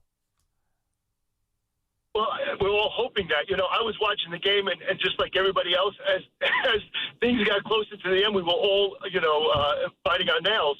But I think it also goes to the big overall problem that we've had with the Giants is that we're thinking that the quarterback is the solution, right? And Wilson would have did probably the same job, right? And I think that I don't have a problem with them winning 1 game, losing a game, losing 2 games, winning 2 games. That's what happens when you have a new quarterback with a new team and you're playing together. I have no problem with that, right? And I think that it's balanced. It's like, they're finding their way. It's okay. There's no reason to panic. He's a great player. I'm not really, as everyone feels, not convinced about the coaching staff. But that's, I think we have that's part of the issue, Mitch. And thank you for the call. That's the issue. I don't think anybody's panicking. I think people are pissed off, and rightfully so, because they lost a game that they had no business losing. That can't happen. And it's the second time that they've lost a game like that. Think about it. The Giants couldn't score touchdowns for years. Now they score a touchdown with under a minute to go. Twice they've done that. On the road, mind you, 2 times, and they've lost both those games. You score a touchdown late with under a minute to go, whatever the exact time is. With Denver, it was, 37 seconds, something like that. Yeah. I forget what it was in Dallas. But you score a touchdown late, which should be the nail in the coffin and a win. They've done that twice on the road and yet still lost both those games. That's why I'm getting on some of the Giant defenders here. Now, if they're not being deployed properly by Bowen, that's an even bigger problem with Bowen. But Dexter Lawrence, been pretty quiet. Abdul Carter, I like him, and I thought he was going to be wrecking games from day one. Hasn't. I think Kayvon Thibodeau's been pretty good. I think Burns has been great. I think Flott's shown some progress. He's a legitimate NFL cornerback, in my opinion now. But, see, I want to go back to something here, because the last caller brings up something interesting. Like, all right, did Philly not play a good game? Did Denver? I don't know the answer. We'll find out eventually as this goes forward. Maybe it's a little bit of both, but whatever. Could be. But as we were trying to diagnose the Giants-Broncos game going into the game, one thing that I said was advantage Giants in this regard. Giants played on Thursday, a little mini bye. Obviously, they've got a few extra days to rest up and chill and regenerate. Denver's out in London. It's not like going from Jacksonville or New York up to London. Suddenly you're going from Colorado across the country to London. That's 9 hours. They elected not to take their bye. So was Denver a little sleepy to start the game? Maybe. And if that's the case, the Giants pounced on them early, which they did, 13 and eventually 19 zip. And maybe it took a little while for the Broncos to get their footing before they woke up and they're like, whoa, let's go. And then they scored 33 on them in the fourth. I don't know. Maybe it's a little bit of everything. But the good thing is there's still enough season. We're going to get the answer. I don't think that the season's going to end and we're going to be like, is Dable the right guy? Is Jackson Dart legitimate? I think the answer to the first question will probably be no, and I'm very confident the answer to the second question will be yes. I think the Giants took advantage of a Eagles team who was still finding itself a couple weeks ago, but they dominated that game. I don't care what the final score says. Watching the game, I never felt like Philadelphia was going to win. Think about what we're talking about here. A team that the Giants couldn't sniff for years, it felt in that game that the Giants were never going to lose that game. So those are huge strides, even if it is a less than Philadelphia team, which no one's going to argue it is, or it has been so far, maybe outside of this past week in Minnesota, it has been to start the season a less than team in accordance with the one that won the Super Bowl last year and dominated the NFL basically from start to finish. Still, I'm not taking away from the Giants. First 3 quarters against the Broncos, I think the Giants deserve credit for that. Denver's good, and it was more Benito getting chewed up by Andrew Thomas, the Giants being able to run the football on that Denver defense, make enough plays, and it was a tight game, 13-0 at the half, whatever it may be. I think the Giants played just a better football game than the first 3 quarters, and what happened in the fourth quarter to me is the Giants' poor coaching, whether it's tight coaching, poor plays, and then the Broncos either making adjustments or turning it on and figuring it away. A total combination of things. Like, it took a lot to blow that lead. Turnover, poor play calling, lack of aggression on offense as well. Also took a lot to get the lead. Which is part of the conversation. Well, right. That's why I think that I don't, and Denver, by the way, is good. It was a matter of time before they were going to score some points. So you went up against a good head coach in their home with a team that's talented on both sides of the football. It was going to be close there. The comeback was going to eventually happen. It should have never gotten to the point that it did, which is why you knocked the Giants for that. But I don't think this is just, Denver stinks, and that's why the Giants were able to, compete in that game. No, to me, no. I think you take it away from the Giants here. And it could be wrong, but I firmly believe that with Jackson Dart, anything is possible with this team. I think I'm with you on that ultimate point, which is the good point, because that's why Giant fans should be excited about the big picture. But to me, like, if the Giants went into Denver, 5 in 5 similar situations, do I think they're jumping out to a massive lead and shutting Denver out in any of those other games? Probably not. Do I think that they get smoked in one of those games? Probably, because it's a 3,000-mile trip and the altitude, and Denver's got a good defense and a Hall of Fame coach. So, yeah, I think there's probably a decent chance to get lit up once or twice, but it doesn't matter. You go in, you play the game. When you play it, you do how you do. And, this, again, sounds like a loser mentality, but you got to start with baby steps here. And the Giants, for 75% of that game, a little more, because the comeback really came, about 80% of that game, the Giants looked like it was a real continuation of the prior game, which is good. BT and Sal on the Fan. More your calls when we come back. Brian Baldinger will give us some insight when he joins us at 1240, 888-808-1019. It may be the offseason for the Bombers and Amazons, but there's no offseason for Yankees and Mets talk. Get the latest here. The Fan, 101.9 FM, and always streaming on the Odyssey, TuneIn, and iHeartRadio app. It's finally NBA tip-off week, and FanDuel's your home for live betting. So even if you missed the start of the game or want to ride the hot hand, FanDuel has live bets on everything from who will score next to fourth-quarter comebacks. Plus, you can even combine your live bets into a same-game parlay for a shot at a bigger payout. However you want to play, now is the perfect time to join. FanDuel's giving new customers $300 in bonus bets if your first $5 bet wins. Visit FanDuel.com/Evan to sign up today. I love the app. We all do around here. It's safe and secure, and when you win, you get paid instantly. Play your game with FanDuel, official sports betting partner of the NBA. FanDuel Sportsbook is the official sportsbook of WFAN. 21 and over, physically present in New York. First online real money wager only. $5 first deposit required. Bonus issued as non-withdrawable bonus bets expire 7 days after receipt. Restrictions apply. See terms at sportsbook.fanduel.com. For help with a gambling problem, call 877-8-HOPE-NY or text HOPE-NY 467-369. You can't count on much these days, but you can always count on Sundays with the NFL on CBS and Paramount Plus. Watch your local NFL game live every Sunday this season, all the way through the AFC Championship game. Visit ParamountPlus.com/NFL to get started today. Another app for inventory, one for CRM. Oh, don't forget accounting. Wait, which login was that? Or you could use Odoo, one fully integrated system that does it all without the hassle. Ditch the app overload. Get everything your business needs on one platform. Try Odoo free today at odoo.com. That's ODOO.com. Nobody had to tell your grandparents not to drive while using their typewriters. Why should it be any different for us kids and our cell phones? Distracted driving was the cause of more than 3,000 deaths in 2022. Come on, we're smarter than this. Let's put down the phones and focus on the roads. Drive safe, everybody. Don't drive distracted. A message brought to you by the National Highway Traffic Safety Administration, Project Yellow Light, and the Ad Council. Looking for the perfect place to catch the game on Long Island? Check out Tap Room, now with 9 locations, including their newest at Station Yards in Ronkonkoma. Great food, rotating craft beer, and TVs everywhere. Plus Sunday game day drink specials, wing night Thursdays, and kids eat free Tuesdays. It's the best place for sports, food, and friends. Visit taproomofny.com to find your spot. Talk New York sports on The Fan. Sitting in the driver's seat of the Nissan Kicks is like the best seat in the house. You're in the action. And with the Nissan Kicks all-wheel drive, you can go find the best views. And with the 10-speaker Bose Personal Plus audio system, you can hear everything. Your new wheels await. Reimagine your ride with the reimagined Nissan Kicks. Now get the 2025 Nissan Kicks starting at just $21,830. Shop your local Nissan store or nissanusa.com.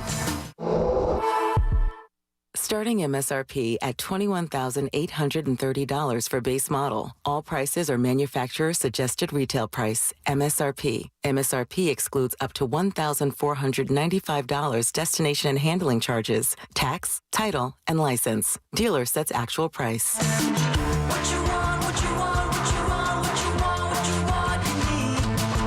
Listen to You Better You Bet with Nick Costa Sunday morning at 8 right here on The Fan. Nick will preview all the football action to get you ready for kickoff, presented by BetMGM. Make it legendary. Please gamble responsibly. Gambling problem? Call 1-800-GAMBLER.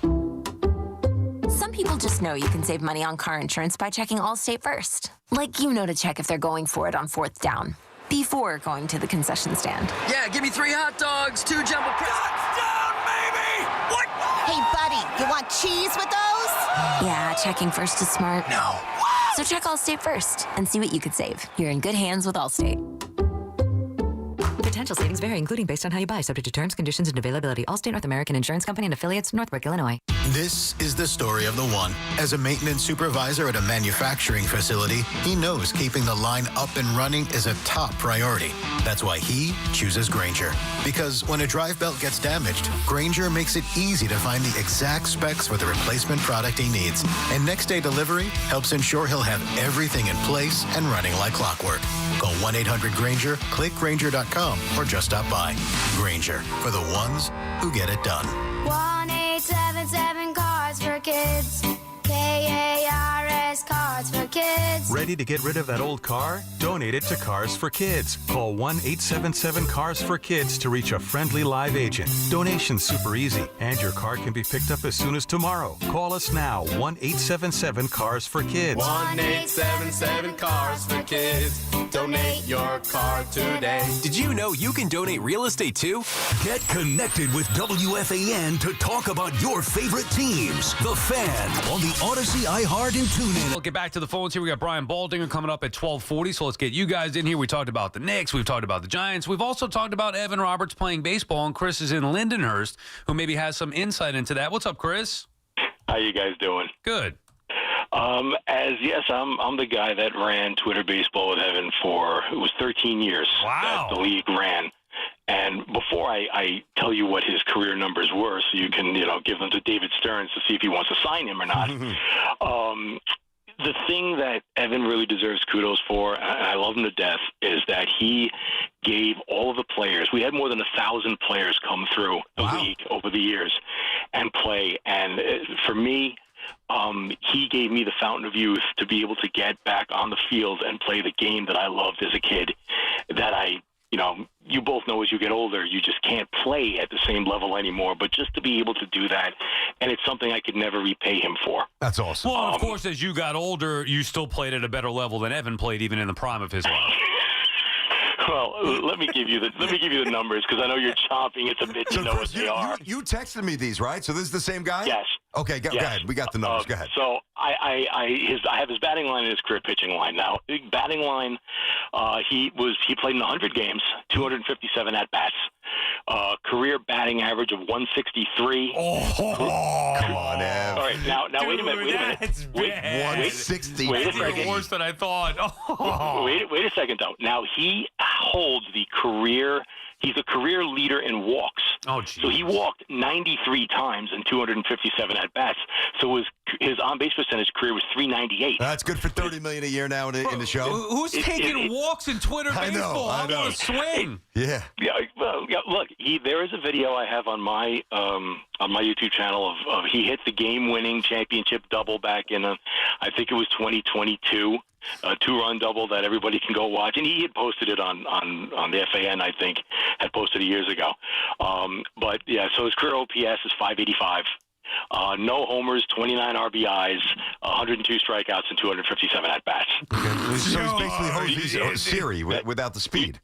Do you want the pitching line? Yeah, of course. He's a lefty. Okay. It's got to be better. Now, right? Not really, but you might as well. Go ahead. Yeah. Now he was the 2013 Cy Young Award winner in Twitter baseball, but I don't have that line from. I just have the career numbers in front of me because I'm at work and I have this stuff with me. So career wise, he pitched 155 and 2/3 innings, gave up 225 hits, 210 runs. Nice. 151 earned. You'll love these numbers. He struck out 146. Who kept all these stats? I think this guy did. I did. What's wrong with you? You married? Do you have a girlfriend? Do you have a hobby? I'm married. I have 2 kids. Yeah, this was his escape. I mean, he wants to get the hell out of there and dive into the numbers of Twitter baseball. It's something I loved ever since I was a kid. You guys probably don't remember. I had called you guys months back and asked you guys who was your favorite scrub in the history of the games. And I think BT came up with Mike Pagliarulo, who wasn't considered a scrub. Yeah. That was me. I don't remember. You couldn't come up with one, I don't think, off the top of your head. But anyway, he because all the guys I liked weren't scrubs, like Ray Ordonez. He was not a scrub. 155 in 2/3 innings. How many whiffs? 146. Okay. What's the ERA and the whip before we get moving here? ERA. The ERA is 8.73. Oh, God, what's the whip? 2.44. Oh, goodness. Well, thank you, Chris, for the insight there. Look, I don't like the stats from Major League players, let alone from Twitter baseball with Evan Roberts. Those are pretty heavy. 8.73. God bless him, man. He goes out there, he has fun, he keeps it loose. That's a good thing. The fact that the fact that he would be hitting 163 in Twitter baseball. Yeah. That's bad. You should be hitting at least 300. Well, to be fair, yes. I mean, 163 is a little low. Was he bat himself second? That's not for any kind of baseball. Twitter baseball? No, it's come horrendous. on. Hold on, though. You don't know if there were guys who played D2 or D3 and just came down, I want to hang out with Evan Roberts from the fan, and some guys. I'm just saying, guy comes down on a Sunday, he's throwing 83. Yeah. And Evan's not touching 73 on all probability if you got to change up. Maybe once. 100 games, 63. 100 games, that's a lot of ball. Honestly, he sent us a video of him taking hacks at Citi Field. We're talking about this because Hoff took off today to go take batting practice at Citi Field. I guess they invited season ticket or whatever it may be. I'm not exactly sure. Yeah. But Evan couldn't do it because his back hurt, so we let Hoff do it. So Hoff is missing work because of it. Evan sent us the video of him doing it last year. Yeah, not bad. And he looked pretty good. Not bad. I mean, not bad. Like a level... obviously not like explosive, but really like mechanically fairly sound. Keeps the barrel in the zone there. It's not terrible. He looked good relative to how he normally looks, is the way that I would put it. Well, Rami played with him I played a couple of times in that Twitter baseball. What was the level How old were you when this Twitter baseball was going on? How did you do? Because a few years ago, it was still going on. Oh, I didn't know that. Okay. So you were in your 20s, like mid. I was early 20s when I played. Did you dominate? Did you do anything? Yeah, I was good. I was one of the best guys there. Oh, here we go. I only played twice We there. gotta get Chris. We gotta get Chris to get Rami's numbers up in your 2 games. Oh God, I know one of my games was terrible, and one of them was really. One of them I was the best one there. Okay. I So basically, we don't care about you as much as like the comp was bad for Evan. My point is that it's not like you had a great. There was no. That's what I'm asking. D3 guys who were guys beach balling it up there. If they were D2 guys, it was 20 years ago. Yeah, I remember like Hector in Washington Heights used to go like these. Did he really? Yeah. Oh yeah, he loves it. Yeah, these listen, guys. I get it. I mean, come on. I don't know. But listen, let me put myself in the shoes of a 20-something-year-old, and like we were when we were listening to the station back in the day. I don't know if Beningo or one of those guys had a baseball league. And I can go hang out with Joe and play baseball? Yeah, 100%. Why wouldn't you go? 100% I would you do definitely that. go. Yeah, definitely. Larry's calling from Medford. What's up, Larry? Hey, what's going on, guys? How are you, Larry? Hey, Larry.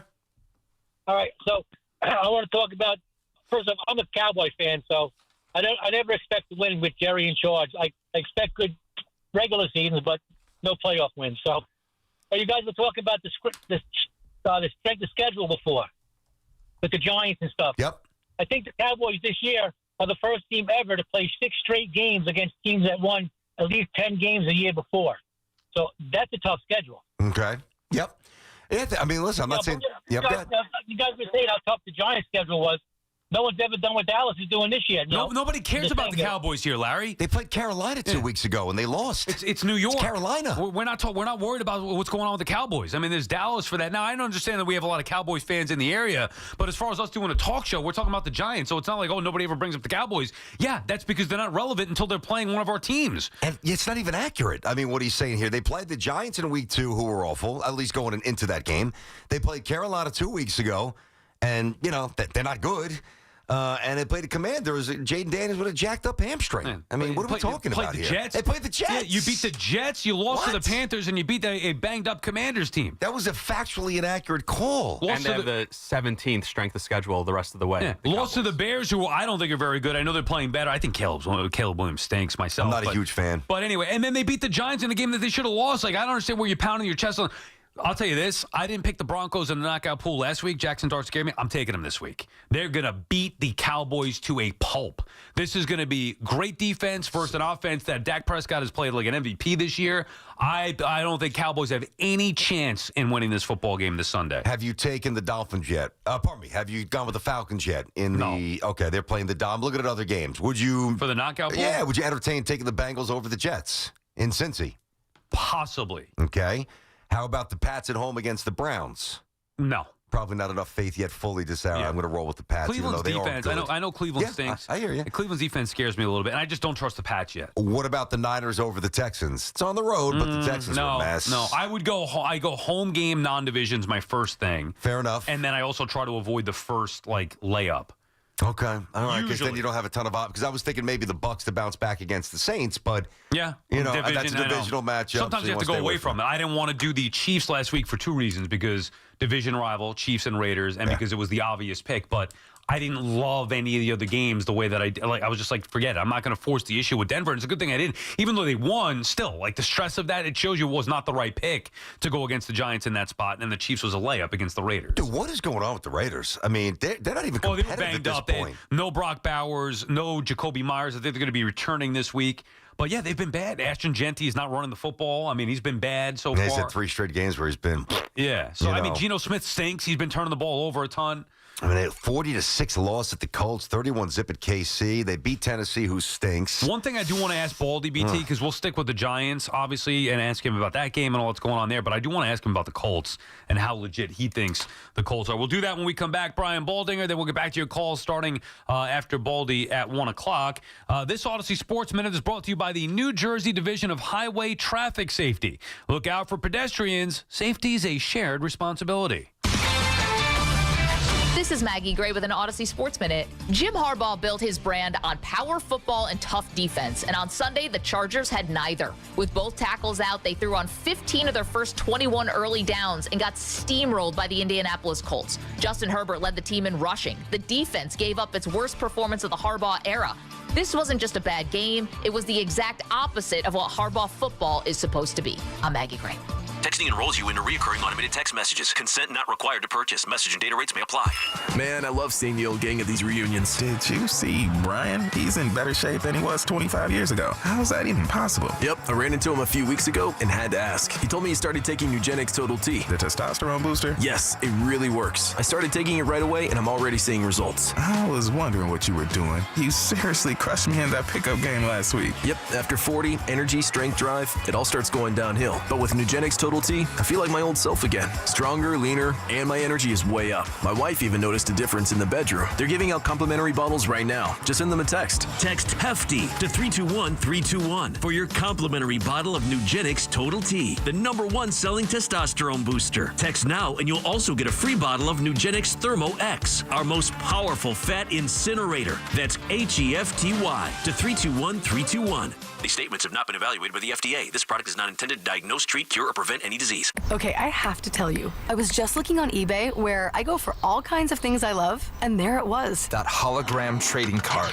One of the rarest. The last one I needed for my set. Shiny like the designer handbag of my dreams. One of a kind. eBay had it, and now everyone's asking, ooh, where'd you get your windshield wipers? eBay has all the parts that fit my car. No more annoying.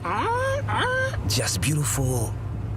Millions of finds, each with a story. eBay. Things people love. Hear that?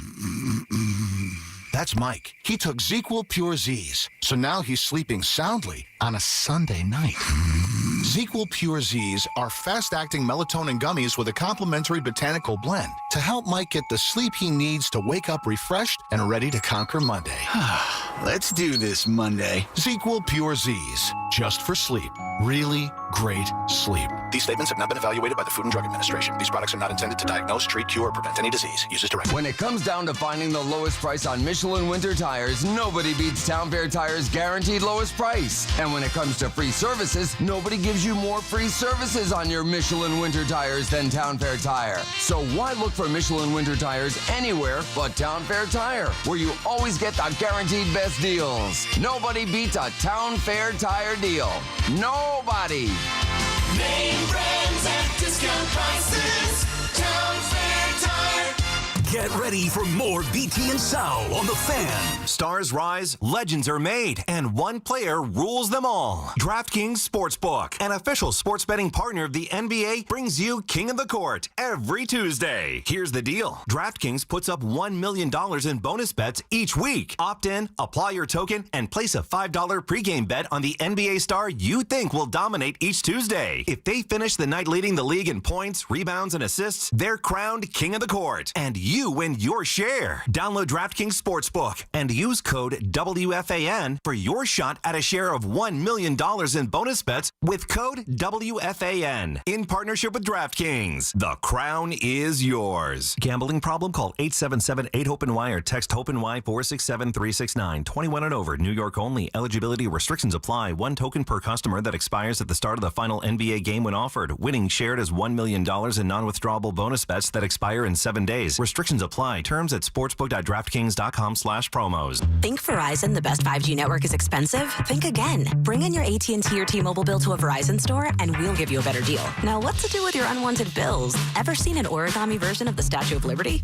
Jokes aside, Verizon has the most ways to save on phones and plans where you can get a single line with everything you need. So bring in your bill to your local Verizon store and we'll give you a better deal.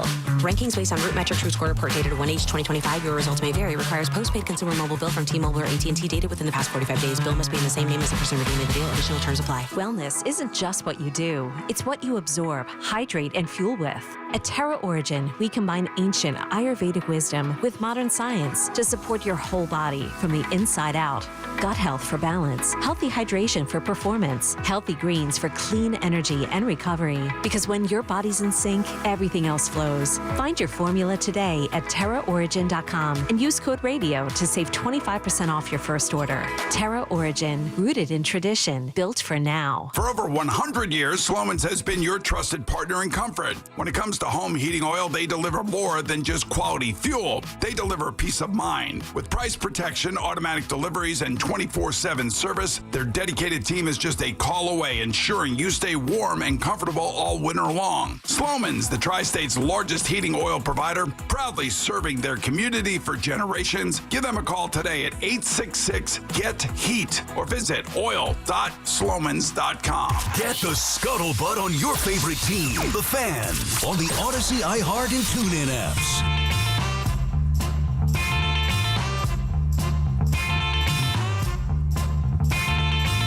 BT, it's out back on the Fan. We're joined by Odyssey NFL insider Brian Baldinger, host of the Best Football Show podcast. Insider Calls brought to you by Nationwide. For your insurance and financial needs, Nationwide is on your side. Baldy, I still can't believe what happened in the fourth quarter. Maybe you could explain it to us after watching the film. Why do you think that one got away from the Giants in Denver? I mean, it just can't put, one thing. 4 straight touchdowns like that. They got hot. Obviously, everybody's talked about, the decision to throw it on 3rd down and 5, at your own 30-yard line, when Denver's already clearly showing you that they're going to burn all their timeouts, that the clock is the enemy. They need as much time as possible. It's a 2-score game. It's 26-16. And, of course, Jackson makes the one bad throw that he makes all day. He's trying to step over all kinds of bodies in there, Scatterboo's on the ground, the Singleton's on the ground. He's trying to step over it to get it to Theo. And, Sternad jumps out, and takes it away from him. I'm not sure if you saw him or not. It might have just been a bad throw because of all the traffic that he was trying to navigate. But, that play, really hurt him because they got him a short field. They got the instant score. The quarterback got really hot. And, we've never seen anything like it, but it's a compilation of a lot of bad things happening all at once. Well, Baldy, I know we have you on here to run through the tape, and there's a lot of things we want to throw by you, but I just need an opinion on this here. So, obviously, 5 change, you laid it out, run, timeout, pass for whatever reason, dumb move there, and you knew that if they ran, it would have been a 3rd timeout. Okay, so they messed that up. Concepts and offense, forget about that. When you're in your 4th year as a head coach, how do you not know that? How do you mess that up if you're Dable? I'm kind of, when I was watching the game, I was in the airport. I was in Minnesota, did the Eagles game. We're watching the game without the sound, but we're just watching it as a group. And I bet you were doing the same thing, and I bet every Giant fan was doing. Like, you're doing this thing in your own head. We're all sort of, playing Madden all along. Like, I think everybody's looking at it like, just run it. Just run it. If you gain a yard, so what? Punt it. You've got less. You got 4.5 minutes. They're going to take the timeout, make them go a long field. I don't know how you don't know it. I don't know. I mean, I heard Coach talk about, a couple weeks ago we had a situation. He made a great throw. Well, that's Surtain covering Theo Johnson. That's a defense that leads the league in sacks. They just had 9 against the Jets. They had a bunch against the Giants. Like, you got sharks out there, man. I don't know. Like, I'm not sure. You can't really justify that one away. If I'm the coach, honestly, I'm just taking it like it's on me. Like, I made that mistake. It's not on my quarterback. Like, I can't put him in that position. Like, I just think at least you have to own up to that. But the play call itself, like, is just a mystery. My issue, Baldy, and I admit, I would have been more aggressive there. Once Peyton started to call timeouts of 5 minutes ago, I'm not trying to play run the clock out here. You can't do that on multiple drives. And they did the predictable run, and then pass. I know people take issue with whatever. My bigger issue is how the hell do you have 3 down linemen and dropping 8 when you just got burned in week 2 with the Cowboys kicking a field goal? I'd be curious to get your take on that. I had a major issue with the defense backing off there after the touchdown gave them the lead late. So did Brian Burns. Yeah, wow. With the player, he wasn't shy about it. And I don't blame him. I was ticked because, just because you drop 8 doesn't ensure anything. You got Banks out there. He's just like a statue out there. They're making an in cut right there. He's not following the receiver. Like, it's just sort of unnatural how to actually play 8 guys because you rarely do it. So you do it as an insurance thing, I think so. But honestly, I don't know. Like, you've got these pass rushers. You're paying all these guys this money. You're making all these draft picks. Like, let them go to work. Let him go to work. You got a brand new left guard in there. He hadn't played left guard. He's been a tackle, Palczewski. Like, just make him block you up right there. Mm-hmm. Burns has been phenomenal. I think Kayvon Thibodeau's coming along real well. I like the season he's having. I want to see Abdul Carter start wrecking some games. I think eventually we will maybe use him a little differently. I don't love what I'm seeing from Lawrence, and you and I agreed upon that a couple of weeks back, maybe a little bit banged up, whatever. What is the film saying 1 through 7 here? There's been a lot of football so far now. What is it saying about Lawrence? Well, I mean, he's not getting the type of push that we're used to seeing. He has played better. I'm not going to say that he's invisible out there. He has played better. I've seen him play more snaps than he's playing. I've seen him play more volume of snaps, and sometimes you're on the field more. You're going to get more opportunities. But we just haven't seen the splash plays from him. And I just thought, put him up against Palczewski. He's first-time left guard in there. He's new. This third left guard they've had in 3 weeks in there. Like, let him go see what the kid's made of. And I didn't think that he made him feel his punch, as I like to say. Well, Baldy, hold on. That's unacceptable. I mean, he's got a massive, and I know that you're right, but I needed to hear it from you because you know this stuff better than all of us. He's making a ton of money, and people walk around saying, oh, yeah, Dexter Lawrence, top, second best defensive lineman in football. If people are going to throw that around so loosely and so definitively, you got to start playing better football, period. Well, the perspective I get is I get to see defensive tackles that are playing great, like Derek Brown in Carolina, like guys that are really changing the game. They're batting the balls down, they're pushing the pocket, they're throwing bodies around, like physically just throwing people right off the screen. Like, I just don't see the physical dominance that I think we saw for a couple of years up until the injury last year that we saw from Dexter, where just physically he was better. I mean, Jason Kelsey still talks about that's a nightmare going up against Dexter Lawrence, at the end of his career and what that was like. And, it might have taken, maybe made him think about retirement. But regardless, like, I just don't see the physical dominance that I see from other Chris Jones, Derek Brown, the guys that I think people want to put him in that category. He's just not playing at that level. BT and Sal on the Fan. We're talking with Brian Baldinger. Insider calls are brought to you by Nationwide for your insurance and financial needs. Nationwide is on your side. How about the Giants defense overall, Baldy? A lot of people questioning the defensive coordinator, Bowen, want him out. We talk about being vanilla or conservative, where they have players all over the field, but yet it still hasn't been as dominant or as explosive maybe as we would have liked to have seen. What are you seeing from the Giants defense? Is it a scheme thing? Is it a players thing? What's going on with their defense? Well, I mean, it's a tale of two cities. I mean, for 3 quarters, it's as good as it gets. I mean, that's a good offense with a lot of weapons, with a champion play caller on the other side. They couldn't, it was all punts in the first half. It was all punts in the third quarter. It all changed in the fourth quarter. Bo Nix made, I counted 13 exceptional plays. Like, they didn't affect the quarterback in the fourth quarter. And, that's when the game's now, you're up 19-0. You think, like, maybe, I don't know, maybe you're just kind of, okay, we got this one. You're kind of like relaxing a little bit. We see this in all sports. You got this big lead, and you're just, the offense is still scoring. Tyrone Tracy, is blasting one up the middle for a touchdown. You're still moving. And maybe you just relax a little bit, but that fourth quarter, the quarterback did whatever he wanted to do. Now, they got lucky too. The ball gets tipped, off of Flott's hands and into, Troy Franklin's hands for a touchdown. I mean, that's a great individual play right there by Flott, who's playing really good football. He is. And it ends up being a touchdown. I mean, that's just kind of luck. But at the same time, hit the scrambles, the rollout. They only roll them to the right. Like, I mean, at some point you just go, okay, let's pressure him from that side so he can't come to the right where he's more comfortable. Yeah, by the way, the Giants got a little bit lucky, too. They had a ricochet for a touchdown. No doubt. So, Yeah. Okay, so I'm kind of hearing two different things with regards to the presentation of the Giants offense. Now, the other day they were talking a little bit, didn't delve too deeply into it, but they did mention, hey, there's some concepts that were utilized at Ole Miss. Okay. And then I also see a lot on social media, people who do what you do, not as well as you, but who do what you do, talking about, it looks a little scattered. Giants offense looks like recess bowl. So which one is it? Are they doing Ole Miss stuff, or are they just running around like they're in recess? He might have had more talent at Ole Miss than he has now. I mean, look, Trey Harris, you go watch Trey Harris play. I mean, you might take him over anybody that's playing wide out.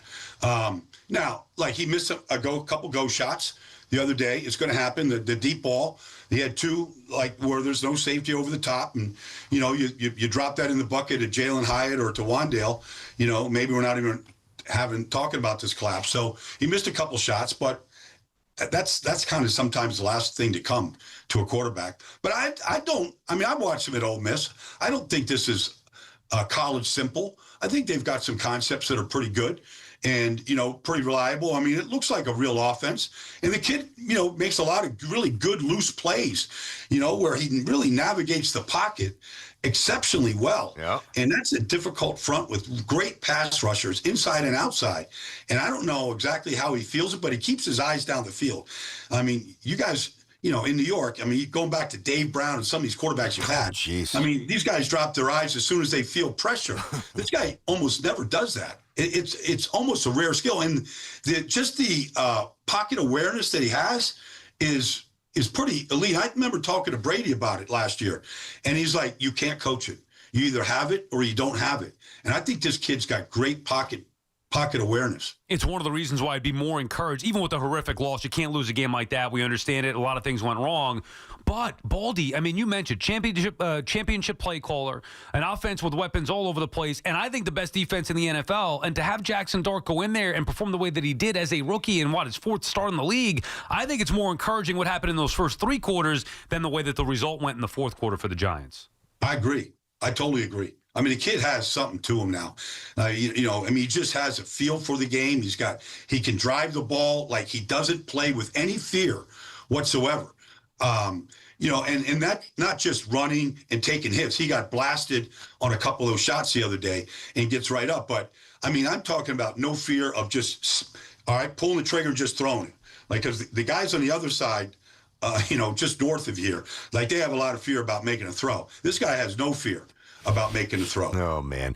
All right, quickly on Scatterboo, who's got this cult hero identity already. You know, the easiest thing to do is to take a white running back and try to find a former white running back, Allstott, you know, the white rhino, Peyton Hillis. Yeah. But I think that's lazy. So is there a comp that you know that early comp in terms of Scatterboo to somebody else?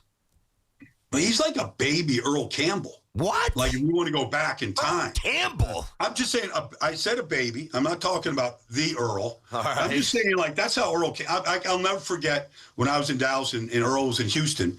We played him every year in preseason. And I still remember him, like, literally like a rhino, like hitting Everson Walls and, like, literally flipping him off the field back when, you know, starters used to play in the preseason. But, I mean, you know, you can feel these hits. You can feel it. Like, you can feel it in the stands. You can feel it when you're sitting here in a little film room and watching him. You can feel his power. It's real. I saw it at Arizona State. Like, he was the only guy he had. He was the only player they had at Arizona State. And they took Texas right to the brink. And he was doing that against guys that are, you know, guy that was playing on Sunday for Denver, Janae Barron. Like, he buried him in college. Like, he's got rare power. Baldy, if we go around the league, because I don't want to waste anybody's time on the Jets, certainly not your time here. They're not worth talking about. Colts, how legit are Daniel Jones and the Indianapolis Colts? They're totally legit. Like, Daniel Jones, like, I know he had a couple interceptions against the Rams. One wasn't his fault, but the guys did not make mistakes. The offense is dynamic. They just took the Chargers apart. They put up 44 on the Chargers. Like, and they went up and down the field on the road against that defense. It is well designed. They've got the leading rusher in the league, a solid offensive line, and they've got what you would call weapons. Like, Tyler Warren is a beast. He reminds me of Mark Bavaro, you know, be honest with you. Like, that type of presence about him. And, you know, just to use a giant, you know, cult hero. But the offense is really good, really good. They could easily be 7-0 right now. Are the Pats a year away, or are they kind of entering the real category? Well, they went to Buffalo and they beat Buffalo. Yep. They took Tennessee apart. The quarterback doesn't make mistakes. They fixed the offense line. Two rookies on the left side are playing like veterans right now. And they got a championship-level coach. So they've improved the talent everywhere. Stephon Diggs is playing really good for them. Kayshon Boutte is a legit receiver. They got talent. They're going to be they're going to make a lot of noise in the AFC East. And it won't surprise me to see them win the division. Last one, Baldy. The Eagles, Giants again. This one's going to be in Philadelphia. You did the game. You just said Minnesota. Eagles starting to right the ship maybe a little bit. Where do you think that team is at going into this game with the Giants pounding them on Thursday Night Football a couple weeks ago? Is it going to be a different Eagles team? Can the Giants have a chance here? Where are the Eagles at? I don't think the Eagles are a great defense. They're minus. They might sign Brandon Graham today. That retired. I mean, they just need somebody. Zadarius Smith, they thought could give him a little juice off the edge. He went into retirement. They need help rushing a passer. They don't have a left corner. There's a real weakness in defense. And then offensively, they went to a play action pass game and kind of joined the 21st century, and they got a bunch of big plays off it on Sunday against the Vikings, which was the difference. The quarterback had his best game in a long time. The receivers are big time. So, I mean, they look different, but Saquon's still really struggling to run the football. Over 40% of all of his runs this year have gone for a yard or less. Wow. Is that him or the offensive line? Wow, what a number. Nah, I think it's more the offensive line. They had a backup center in there. The left guard's been in and out of the lineup. He doesn't look the same with a bunch of injuries that he's playing through. I think it's more the offensive line than Saquon at this point. Thanks, Baldy. We'll talk to you next week. Yep. Good stuff. Okay, guys, you got it. All right, there you go. That was Odyssey NFL insider Brian Baldinger, host of the Best Football Show podcast. Insider calls are brought to you by Nationwide. For your insurance and financial needs, Nationwide is on your side. More of your calls when we come back. It's Chris McMonagle overnights on the Fan, 101.9 FM. Can you believe how he has handled the kicking position for the last 3 years? It has been a disgrace. Gano can't stay healthy. He starts the season with him, and we're left with this. Listen to CMAC on demand on Apple Podcasts, Spotify, or wherever you get your podcasts. Rock and roll will never die, and neither will the low prices. It's the Rocktober savings event at Nielsen Dodge. We've turned up the volume on Rocktober savings on any new Jeep, Chrysler, Dodge, or Ram. Lease a new 2025 Jeep Grand Cherokee Limited 4x4, just $199 a month. Or lease a new 2025 Jeep Grand Cherokee L Altitude X 4x4, just $224 a month. We're rocking out the deals with zero down payment available. $1,500 overbook value for any trade. If you need credit help, we're here to make it happen. And of course, great deals. On Route 10 in East Hanover, online at NielsenDodge.com, a proud member of the Nielsen Auto Group.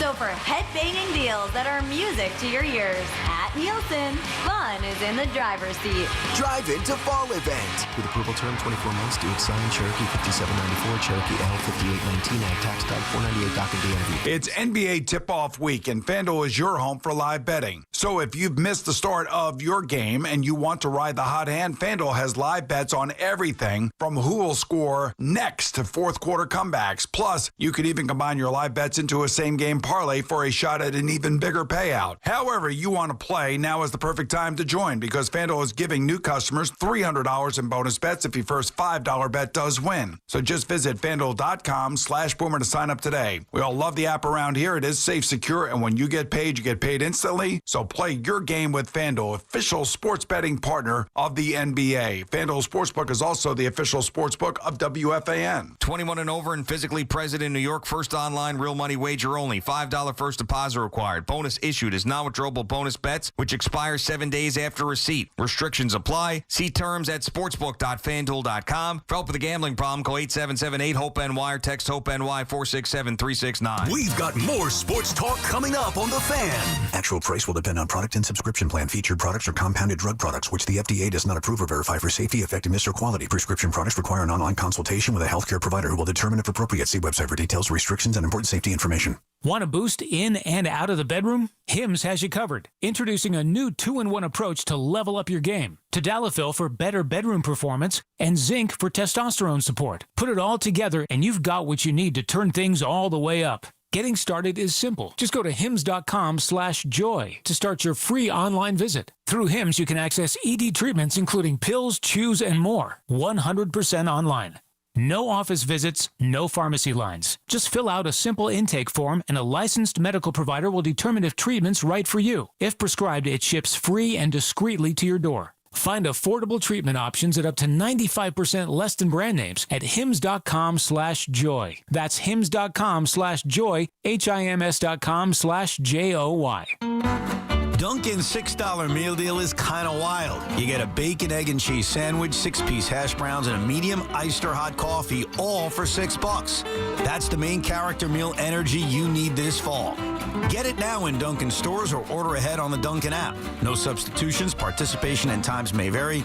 Offer price varies in California and Hawaii. Limited time offer cannot be combined with other offers. Exclusions and terms apply.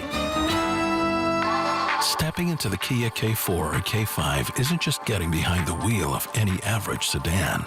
It's stepping into what's next. With a K4, it's stepping into a world that's exciting. With a K5, it's one that's bold. The Kia K4 and K5, the next movement for sedans. See your local Kia dealer or visit kia.com to learn more. Kia, movement that inspires. Call 800-333-4KIA for details. Always drive safely. We love talking about the Knicks and Nets on WFAN, WFAN FM, WFAN FM HD1 New York, and Odyssey Sports Station. WFAN Sports Flash.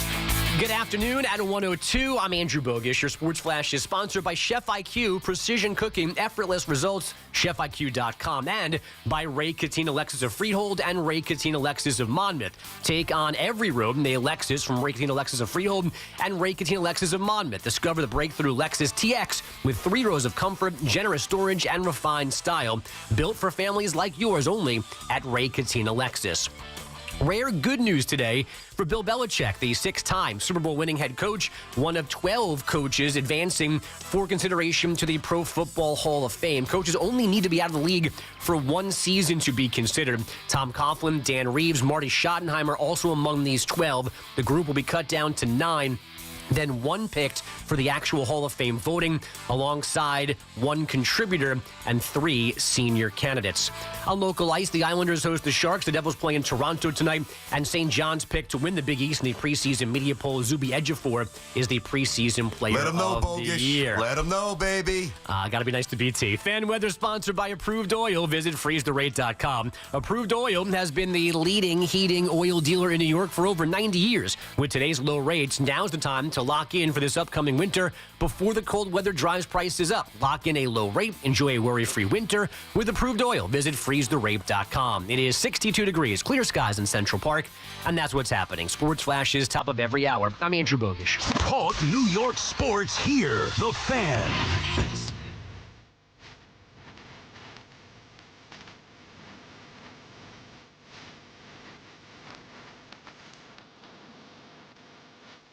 BT and Sal back on the Fan.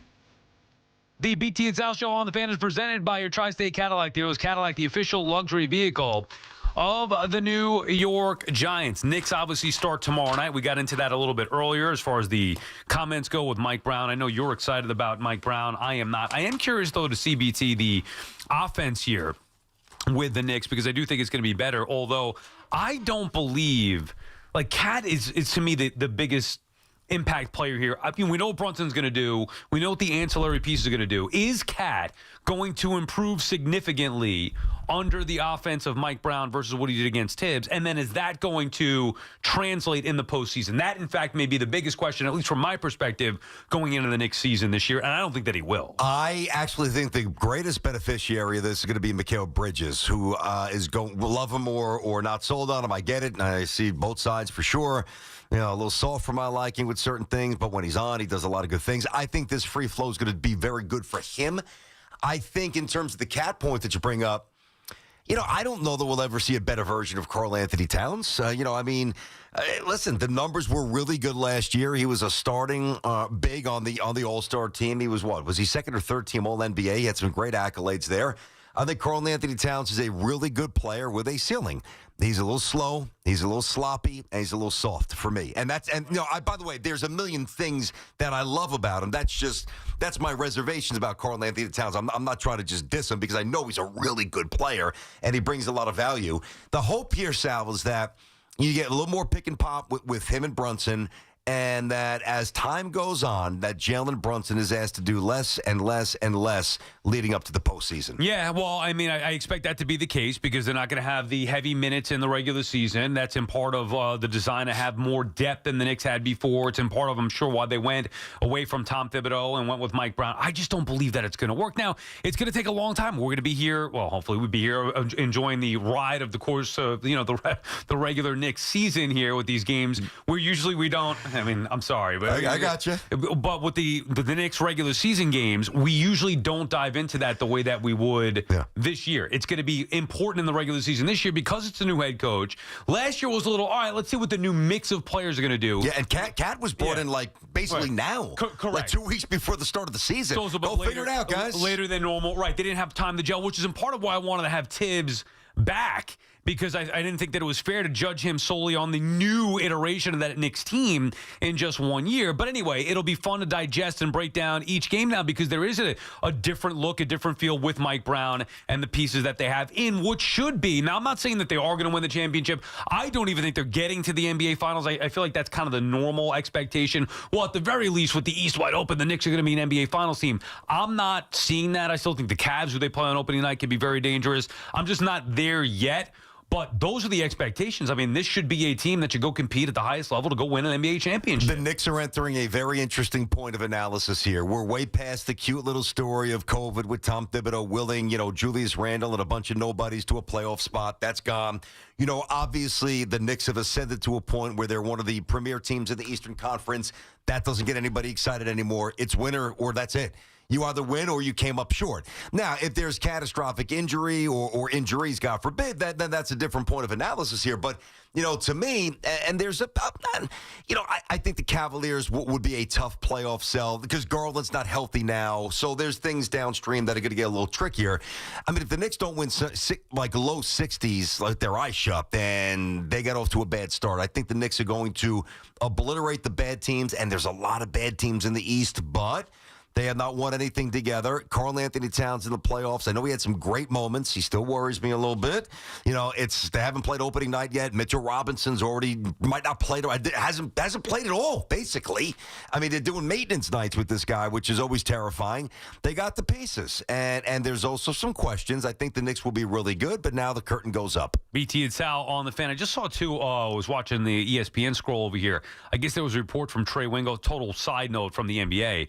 Trey Wingo said that the Dallas Cowboys trying to inquire about getting Max Crosby from the Raiders, one of the best defensive players in the league. All of a sudden, if you could, if the Cowboys could add Crosby here, maybe Dallas can become something different. That Dallas right now 3-3. That's better than what people expected. Yeah, they got a tie as well, 3-3-1. Dak plays. 3-3-1. Yes, Dallas play maybe better than expected. Dak Prescott is playing much better than anybody could have thought, and obviously the defense for Dallas has been a big issue here. Trading Micah Parsons obviously didn't help that, but if they could get Crosby, I mean, he is a stud, dude. Now, again, I don't know if the Raiders are going to make him available at 2-5 and going nowhere. Maybe they would. Maybe they could get a haul back. Who knows? But that could change the landscape of not only the NFC East as it pertains to the Giants, but in general with the NFC. And it's a move they got to make. I mean, listen, you can't force the Raiders to trade him to you, but you can entice them enough where they eventually do. Because we're talking about, the Giants getting a wide receiver, and we've had that conversation a few times. But at least if they don't, you can make the case, well, like if I'm Joe Shane and they want too much for Jalen Waddle, I'm like, if I was running the team, I could say, I'm just getting going here with Jackson Dart. I need these draft picks to build out around him. Dak Prescott's not a kid. He's 30-something. He's making a ton of money. The window's shutting here. And by the way, Dak Prescott has done almost all of this without CeeDee Lamb, who just got back. I know he's been banged up. I know. Yeah. No, it's been impressive what he's done. BT and Sal on the Fan, 888-808-1019, the number to call. Whatever you want to discuss on this Tuesday in the final hour is fine with us. Steve is calling from Stamford, Connecticut. What's up, Steve? How you doing, guys? Best show on the Fan. Thanks. Appreciate it. So, BT, we've gone through this before. I heard about the St. John's #1. You're going to be getting my UConn calls like you have all last year. Bring it on. For the first time in years, I could say bring it on. Today was Big East Media Day, right? Yeah, Big East Media. Yep. First preseason poll, yep. You could say bring it on, but as we talked about, there's only one team in the Big East that proves it once it comes to March. I get it. And that's the team in Stores that goes back. He's not wrong. Johnny's haven't won squat yet. They're loaded, but you got to win. Much respect for the UConn Huskies and Hurley, no doubt. And they're going to be really good this year with Silas Demery Jr. now reminding me of Kristen Newton at point guard, Braylon Mullins replacing Lee McNeely. Don't sleep on the Huskies. I'm not. I just said that they're really good. I'm about to sleep about you talking about the Huskies. Can you get to the Knicks point, please? Jeez, come on. Okay. My bad. So on the Knicks, I know you guys were talking about Mike Brown and what he's going to do offensively. This is where we all align, so I'm a huge Knicks fan. The one thing is I don't want to hear about what he's going to do offensively, and I understand the free-flowing offense and that Tibbs was a defensive coach and all of that stuff. But I want to see if Karl Anthony Towns is going to make an improvement. It's not going to be that man was lights out for us offensively. It's going to be can Mike Brown teach him to play the pick and roll? Can Mike Brown teach him not to sleep defensively? No. Can he be more of an impact in the middle? No. Those are the things we need to be talking about. Can Mike Brown bring? Well, the answer is no. Hold on. I disagree with that. If Tom Thibodeau couldn't unlock that, why would an offensive-minded coach in Mike Brown, who I liked that the Knicks hired? But no, the answer is no. He's slow. I get it, and that's my concern. My concern was never offense with this team. But Steve, it should be offense. If you were paying it, here's the reason why. Tom Thibodeau did not maximize Brunson and Karl Anthony Towns together last year. So you could say, well, offensively, they were pretty good. So that's the point. Mike Brown's not going to come in here, and thanks for the call, Steve, and good luck to your Steve. Huskies. We'll see you soon, for the Johnnies. Yeah. Mike Brown is not going to come in here and make Karl Anthony Towns a defensive player. That's not what he is. If Tom Thibodeau couldn't do it, you're right, BT. Brown's not going to do it. So what can you do instead of that? And that's why the Knicks, I think, in part, went away from Tibbs, saying, well, he's not ever going to turn Cat into it. Nobody's going to turn Cat into a defensive player. So we need to maximize what this group of players can do offensively, which is something that did not happen last year. I'm with you. I mean, listen, now you're going to see more, if he's healthy, more Mitch Robinson at the 5, Cat at the 4. You saw a little bit of that a year ago when Tom Thibodeau obviously had to make some adjustments here. I want to play him on the perimeter. We've talked about that You've last always year. said that. Yeah, I know. You've said that a lot here. Because he's an elite shooter for a big. There's no doubt. He could stroke him. He could shoot. I mean, 25 points a game, a ton of rebounds. Think about this, guys. Think about when the Knicks were at the lowest of lows, and we said to you, hey, you're going to somebody, in a couple of years, say if you didn't know who Cat was, in a couple of years, you're going to have a 7'1" big who averages 25 points a game, is 83% from the line, which is money for a guard, let alone a big. Patrick wasn't that. And 43% from behind the arc in the modern NBA. Oh, God. Are you kidding me? I mean, and that's what he is. Those are the stats that I just recited. The problem is that it's not a big problem because the good is much more than the bad with Cat. But the numbers are one thing, and then you watch him play. And you watch him try to go to the rim against the Pistons. And I know he had the monster 3. I get it. Like double pumping against smaller guys and getting pushed off his spot and not protecting the rim. He's not a perfect player. If he was, he'd be one of the 3 greatest centers in the history of basketball if he was a defender. He'd be an NBA champion if he was. He's that big. He's that skilled for that size that if he were buttoned up and doing all those things, he would be an NBA champion. If he was Patrick Ewing defensively, he'd be a champion. He's been surrounded by enough talent, so where he's been part of the problem in the postseason, both here in New York and in Minnesota. And true. And he could not, I don't mean the last year or so when they got there, but he was really unable to elevate the Timberwolves from a horrendous team to anything that was relevant. I mean, he had a lot of lean years there. It's one thing to do it if you're on a bad baseball team. When you're a star and the first overall pick and you're on a basketball team and you're not getting to the playoffs with 8 in each conference, how did you impact the bottom line? And for the record, I like Towns. He made some tough buckets. The problem is too many times he tried to take over the out-of-control ball carrying into the paint. The elbows flip. That drove me nuts, dude. No, just stick to your strength. So I'm hoping that Mike Brown could have him playing where he needs to be playing, which to me would be more on the perimeter. Matt is calling from Mayapack. What's up, Matt? Hey, Matt. Hey, what's going on, guys? How are you? Good. So what I wanted to bring up was the Knicks. I'm tired of the whole Tom Thibodeau victim card because, I mean, after watching him for the amount of years, and then you look back at last year, they had almost 950 minutes with that starting 5, which is almost 2 seasons worth, and he still couldn't unlock the combo between Brunson and Cat. So I just wanted to hear your take on, like, why there's still a victim Tibbs conversation when at the end of the day, he had almost 2 seasons worth. I'll tell you why, Matt. I got an answer for you. I got an answer for you. Good call. It really is a good question. Now, I'm not doing that. Number one, he's got $30 million coming to him, and he's parachuting it. He was at St. John's practice, up at UConn practice, at the Celtics practice. Tom Thibodeau's good. Trust me. The reason why I think he does get some sympathy from some, or treated unfairly, is because the Knicks were so wretched that there's almost an elevation based on the rightful appreciation of what he gave us after years of darkness. Yeah, for me, it's not even about that. It's not about a victim Tibbs. He's the better coach. It's simple. I believe Tom Thibodeau is light years better as a head coach than Mike Brown. Now, we could disagree on that. We can see what happens with the Knicks, but I believe Tom Thibodeau does things as an NBA head coach that Mike Brown could only dream of doing. So that's why I don't like it. I don't feel bad for Tibbs. I think the Knicks screwed up.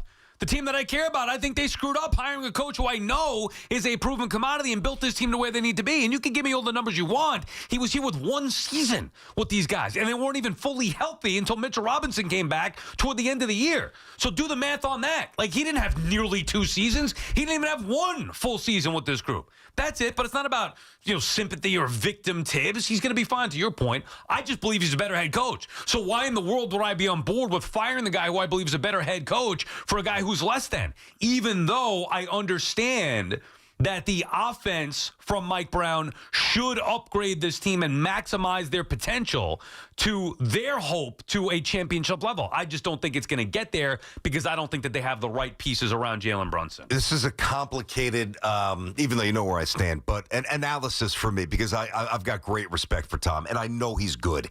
The thing that I had to reconcile a while ago, and I did, I don't think he's going to be great. Like, I don't think there's a next level to Tom Thibodeau, and I like to win. It's bad enough the Jets can't even score a touchdown.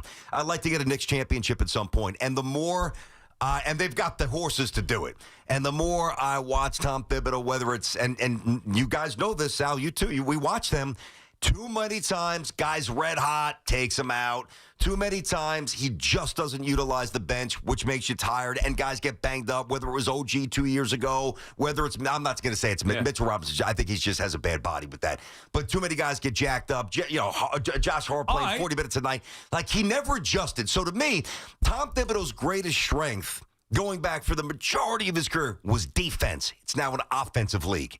So what he was best at is no longer as important because now you need more advanced offensive philosophies, which Mike Brown has, and Tom does not. See, that's where we disagree. There's nothing to disagree about. He's an elite offensive coach. There's nothing to debate. I don't think he's a good head coach. But that's different than saying he's not a good offensive coach. That's what he's good at. You could say all those things about Tibbs, and then I could say, fair enough, who's the guy that you're bringing in? And they chose Mike Brown. And by the way, they chose Mike Brown after basically asking every team in the NBA to interview their head coach. I mean, how many guys do the Knicks need to get to before they finally settled on Mike Brown, who by his own former players' admission, even if it's just one, I bet you more, is a pushover and is friendly and tries to be too player friendly. Like, I don't get behind that. Offensively, sure, I need to see it. I want to see what he does with this elite offensive group that the Knicks have. We said it last year, it pertains true this year. It's the best or the most talented offensive team in the history of the New York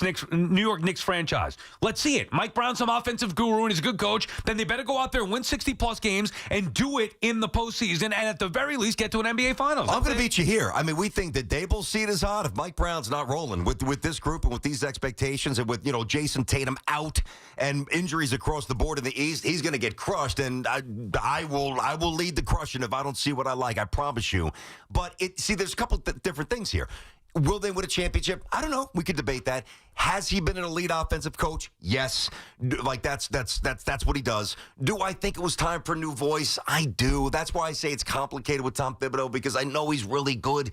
And the other thing that's going to be interesting, now he's got $30 million, so there's buyout stuff, whatever, and offset language. Nobody even tried to hire Tom Thibodeau. Now, it was late in the coaching cycle. I get that. There's only so many openings here. And he's going around, doing some coaching clinics now, and people respect his knowledge. But if somebody gets fired for a team that was supposed to be good this year, do they bring in Tom Thibodeau? I don't think that they do. And if they don't, that says one thing. If they do, well, maybe he's got more value than I perceive him to have around the league right now. He's making rounds with every basketball team that's functioning is bringing him in for some kind of advice. So I don't think it's a team's league.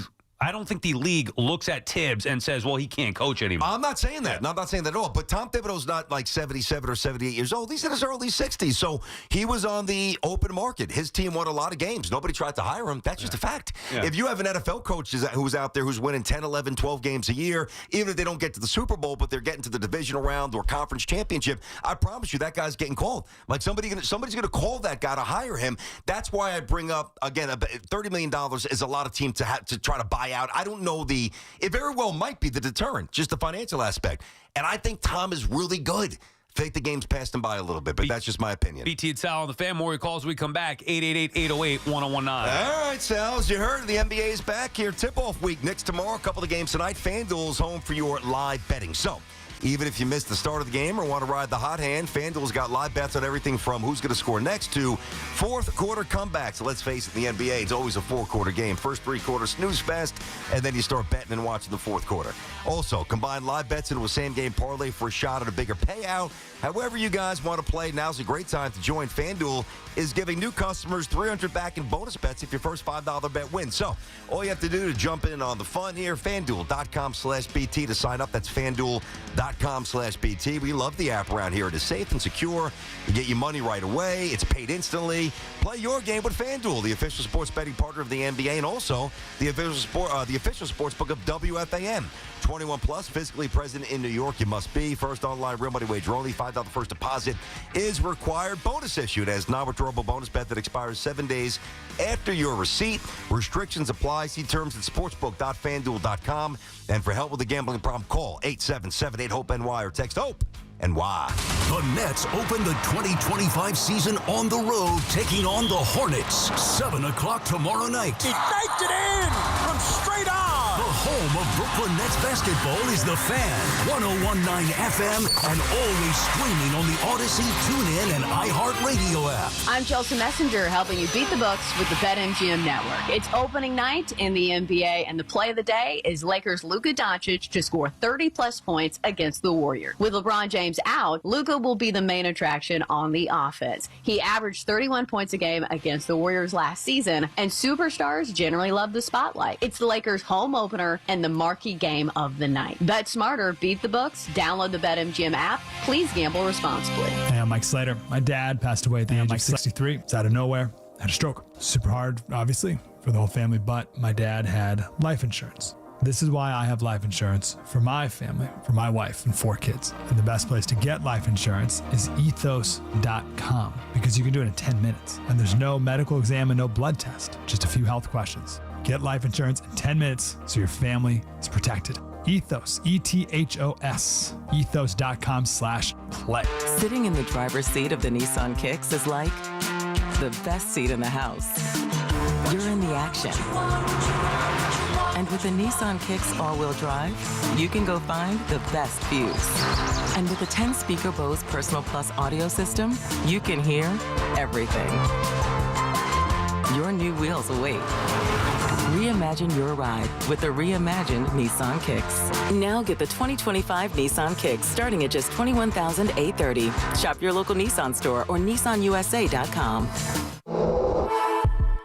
Starting MSRP at $21,830 for base model. All prices are manufacturer suggested retail price. MSRP. MSRP excludes up to $1,495 destination and handling charges, tax, title, and license. Dealer sets actual price.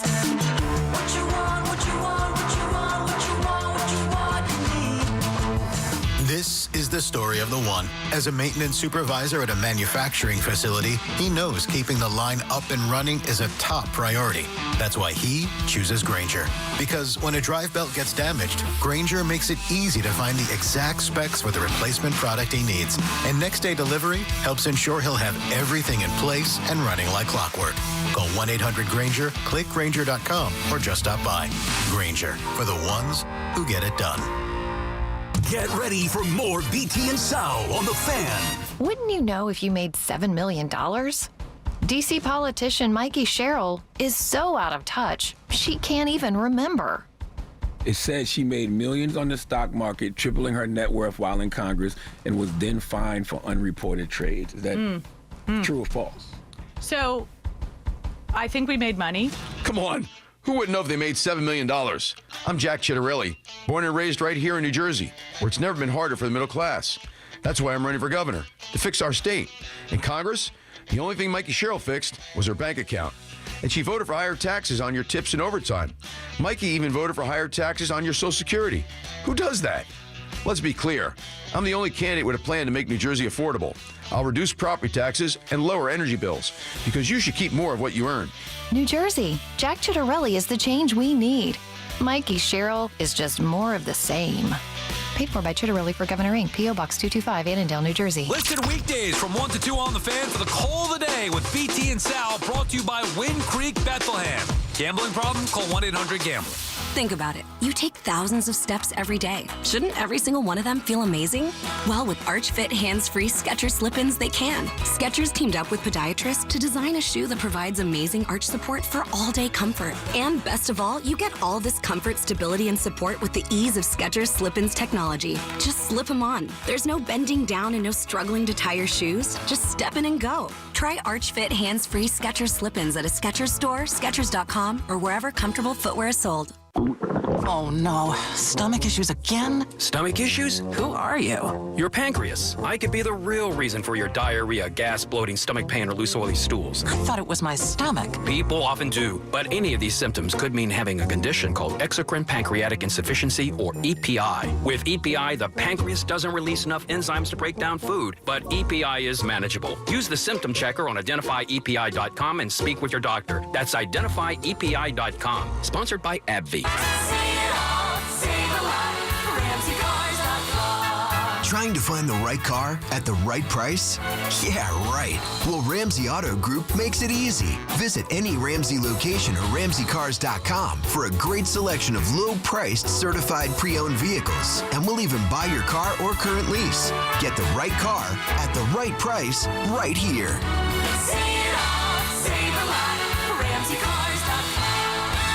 Get connected with WFAN to talk about your favorite teams. The Fan on the Odyssey, iHeart, and TuneIn apps.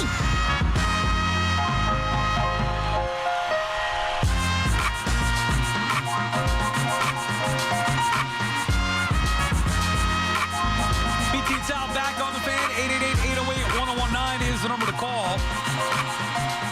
And we talked a lot of basketball so far. We've talked a bunch of NFL. Looking forward to the Giants game. I know it's only Tuesday, so it's hard to look ahead, but we have been doing that. Try to move on from what was a brutal loss, obviously, Sunday in Denver, and look ahead to the huge game with the Eagles as the week goes on. You heard Baldy talk about it there, BT, about the Eagles not having a good defense, Eagles not being able to run the football as well with Saquon Barkley this year after doing it a year ago. That's what I thought was going to happen to them last year. I thought the offensive line with Kelsey, moving on, retiring, that they would be worse. I didn't believe in Saquon. Of course, he goes out there, has an MVP-type year. They win the freaking Super Bowl. So this year is what I thought was going to happen last year to the Eagles. I bet they're under before the year, or at least picked their under.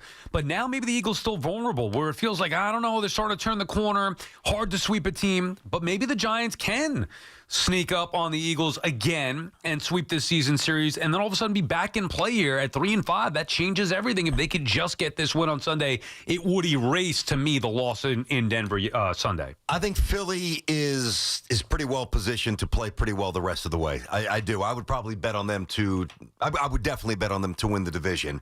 The Giants. The schedule, you're saying, or just in general? You think? I just think they're better than Dallas. I think they're better than the Giants. I know obviously the Giants smoked them. They're better than the Commanders. I mean, they do have a couple of wins here. We could focus on, well, they lost to the Giants, and but they just won at Minnesota, which was a nice response after the two losses. They beat a really good Tampa Bay team that was in Tampa. A weird game, but they still beat them. They did beat the Rams, who were putting up some good numbers. That was the third week. They won at Kansas City. Kansas City's physically diminished at that point, but they still beat them. If they lose this game, if they lose to the Giants, that's a little different. Now it's 3 out of 4. You got to go to Green Bay and play the line. I get it. Then you got to play at the Packers and Detroit. Yeah. But I think that they win the division. I do. This could be the game for the Eagles. We talk about with the Giants, season-defining game this year. And then, again, step back, big picture. Okay, at least the Giants are back to being relevant, and they have the star quarterback. We get that. Right now, I want to live in the moment. Week 8, there's still hope and reason to believe if they were able to win this game. Okay, 3-5, obviously not great, but you're in play at that point with 3-5. And that would have included wins over the Eagles twice and a win over the Chargers. So it's not just any kind of 3-5. I'm still hopeful now. I mean, I'm leaning into it, not just because we want something positive to talk about. There's been evidence that's presented to us that, and me specifically, that has been to the contrary of what I thought I'd see this year for the Giants. So you got to react in real time. Listen, we say it all the time. We could have one opinion on one day, and then we watch something or we see something or we hear something, and the opinion can change. On the lowest scale of evaluation, and this is, I great respect for this. The Giants have forced us to reevaluate who we think that they are. NFL Talk on the Fan is presented by Paramount Plus. You can't count on much these days, but you can always count on Sundays with the NFL on CBS and Paramount Plus. Watch your local NFL game live every Sunday on CBS and Paramount Plus all season long. Visit ParamountPlus.com/NFL to get started today. We were talking some baseball earlier in the show. Damian in St. James wants to chime in on some baseball. What's up, Damian? Hey, guys, what's going on? I had 2 points with the Yankees. Now that the Mariners are out, I really want the Yankees to go after Josh Naylor, like bad. Left-handed bat, intense fielder, 20 home runs, 30 stolen bases. You know what I mean? Another element on the bases. I just think What's Ben Rice a really doing? good fit. What are we doing with Rice then next year? DH? Catch? Yeah, it's Rice. I want him to DH or catch. What about Stanton? Stanton, I mean, occasional. It's making big money. I know. You got to build the roster out. You got to eat it. I don't like Naylor as much as others. I was having this talk the other day. You could love Naylor, that's fine, and the Yankees do need a first baseman, but then you got to be willing to move on from Ben Rice potentially. Like, would you trade him for a better piece that can fit? I don't know if I would do that. I love him offensively, but again, he's a DH, so they got to figure those things out. Yeah. My other point is this. In terms of the Ohtani conversation against Judge, I feel Ohtani's a better player. I know you don't, Sal. But I think now, again, I'm an intense Yankee fan, but I think you could safely say that Aaron Judge is the greatest compiler of all time. He's amazing, but he's a compiler. What? Yes. He's a compiler. I have other Yankee friends that feel the same way. How many big moments has he really come through? What? Damian. This is. Do you know what a compiler is? Because I'm not sure you understand that. Yeah, definition. no, I know. I understand it. Again, it's great stats, great. Everything's great. But again, when the lights shine brightest, where does he go? A compiler is somebody, and thank you for the call, Damian. Thanks, buddy. A compiler is somebody who's put up average stats for a longer period of time. Yep. He's compiling those numbers, which is why at the end of it looks so great. But really let's just say, for example, the guy hits 25 home runs a year, and he did it for 15 years versus a guy who's hit 40 home runs a year that did it for 7. The compiler would be somebody who did it at an average level longer. There's nothing about Aaron Judge that is average. That was a frighteningly off base call. I'm going to give you. I don't know where to go with that. You could say he's not better than Ohtani. We can have some discussions. Yeah. He's not Babe Ruth, the compiler. Wow. All right, so we're going to let that one sit out there for a second. I'm going to give you a name of somebody. It's a different sport. Yeah. That I believe was a bit of a compiler, and I hate to do it because he was one of my favorite players of all time, and that's Mark Jackson. Okay. So Mark Jackson, when he comes out and he wins the Rookie of the Year with the Knicks in '87, and he's on this really nice trajectory he was an all-star. Then he hurt his knee. Then Pat Riley came in, couldn't play that defense for Pat, and he eventually gets bounced, and he starts bouncing around the league. Clippers, Pacers, played for a lot of Utah at the end. So Mark Jackson played until the age of 38. Now, at the age of 28, Mark Jackson couldn't play defense. The joke was he couldn't guard a fire hydrant. Mark's lateral quickness was not, and again, he's one of my all-time favorites, not existent. But when you look at the all-time assist list, and I don't know where it is now, I haven't checked, but there was a point, and he very well still might be, like top 5 or top 6. Now, do I look at Mark Jackson as one of the top 5 or 6 point guards? No. You got to talk about Magic, Jason Kidd, John Stockton. Those are names that just without even thinking about this. But because he stuck around and compiled and played a lot of games, he played for the Raptors. I forgot about them. I mentioned Utah, finished up with the Rockets, he played for the Knicks, the Pacers, the Clippers, the Jazz, the Raptors, the Nuggets, and the Rockets. 17 years, bounced around. Some of those years were really good, But if you didn't see him play and you look at the assist total, you think he'd be an all-time great. He's not. I'll give you two guys in baseball. And by the way, I think our caller, what he was trying to say is he thinks Judge's numbers are empty numbers. Meaning, because he said, when has Judge gotten a hit in a big spot? I mean, come on, dude. Did you watch this postseason? And he had a big home run in last postseason. He's also had big home runs in the regular season, whether it's against Garrett, Crochet, whoever. Like, come on. But I think he was misusing the term compiler. Two guys that come to mind for me, compilers in baseball. Don Sutton, Craig Biggio. Okay, I'm not going to push back on those. Now, I'm not saying one pitcher, one hitter. Go I'm ahead. not saying they're not. It's just for whatever reason, those are two guys that popped into my head. I'm sure we could have plenty of others. You want to throw in Harold Bain, Scott Rowland, whatever. I mean, there are plenty of guys you could say compiler. Biggio played 20 years in the big leagues and he had 3,060 hits. He was not getting 3,000 hits if he did not play 20 years. So for me, that's a bit of a compiler. Now, he did have 130 hits in his final season. Did you ever think Biggio was one of the better players in baseball? And that's kind of the point. I did. Maybe not like not a Robbie Alomar, but I always thought Biggio was really good. But I'm kind of with you on the compilation. Good player, Hall of Famer, I don't know, whatever. Sutton, for sure, is a compiler. Don Sutton, he played, let's see. He came up in the 60s. 23 years. He won 324 games, but not once did he win 20. What was the ERA? 3.26. I mean, it's not bad. Yeah, that's not terrible back then. But compiling the wins. Again, I agree. Yeah. The argument for a compiler is... Blyleven, you get a little bit of that. Whatever, like mid to... a little, maybe average to a little above average, but did it longer than the guy who did it at a very high level for a shorter period. So that is clearly not Aaron Judge. Come on. Nah, but that's, By the way, Stockton first in assists, Chris Paul 2, forgot about Chris, J. Kidd, LeBron 4, Steve Nash, Mark Jackson 6. I can't believe you're disrespecting Jackson. I'm not disrespecting Mark Jackson. Mark's my boy. Yeah. Your guy, come on, man. St. John's, Bishop Loughlin, stand up. But I got to call it the way it is. Mark Jackson's got more assists than Magic Johnson and Oscar Robertson and Isaiah Thomas and Gary Payton. I was just about to get Ronald. He was holding on for a while, but then he hung up there. Want to talk some hoops. John is in Wantagh. What's up, John? Johnny. Hey, fellas. Hey.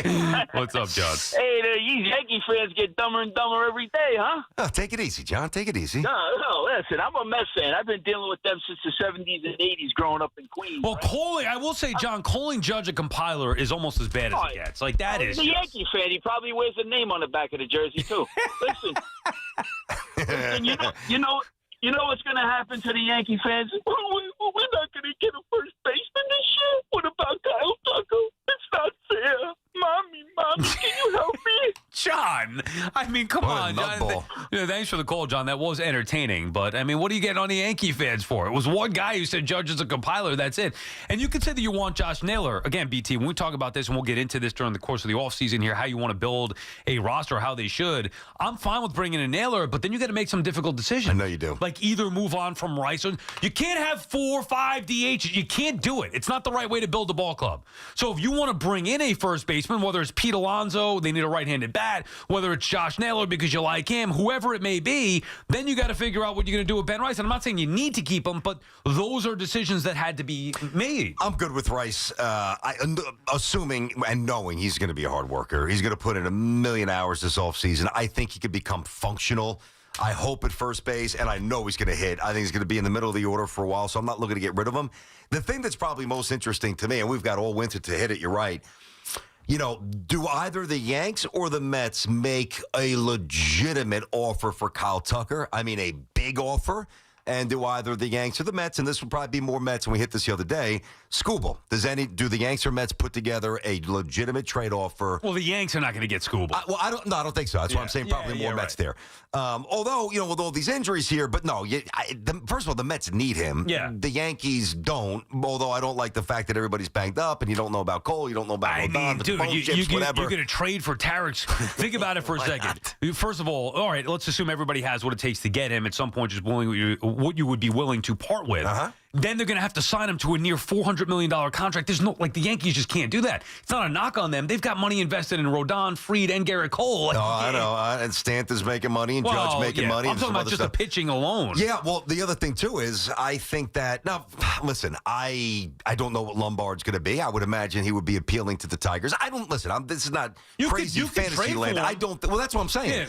Yeah. No, not after you got burned with the Soto stuff. I'm not doing that. Lombard, Spencer Jones, Schlittler, Ben peace Wright. out. I'm good with Cam. No way. If they get Skubal, which they won't, I think you guys might. I think the question for the Mets would be, if the Tigers said we need Nolan McLean, would you do that? And you said no. I said I would tell them to kiss my ass, because then I just wait for him to get to free agency in a year where I know the broke Tigers can't afford him. And then what if they say, all right, I'm going to trade him to the Dodgers, and the Dodgers are going to give him 7 years at $7 gazillion, and he never gets Google. Yeah, win a World Series. You can't compete with them anyway. So then I'll wait till the offseason and then go throw, $380, $400 million at him, sign him in the offseason, and hope to make the best of it. What if the Dodgers say we got $500 for him? Put it this way. The Mets do have the money. Put it this way. I don't think the Tigers are in a position of power. They have to trade him, period. Must.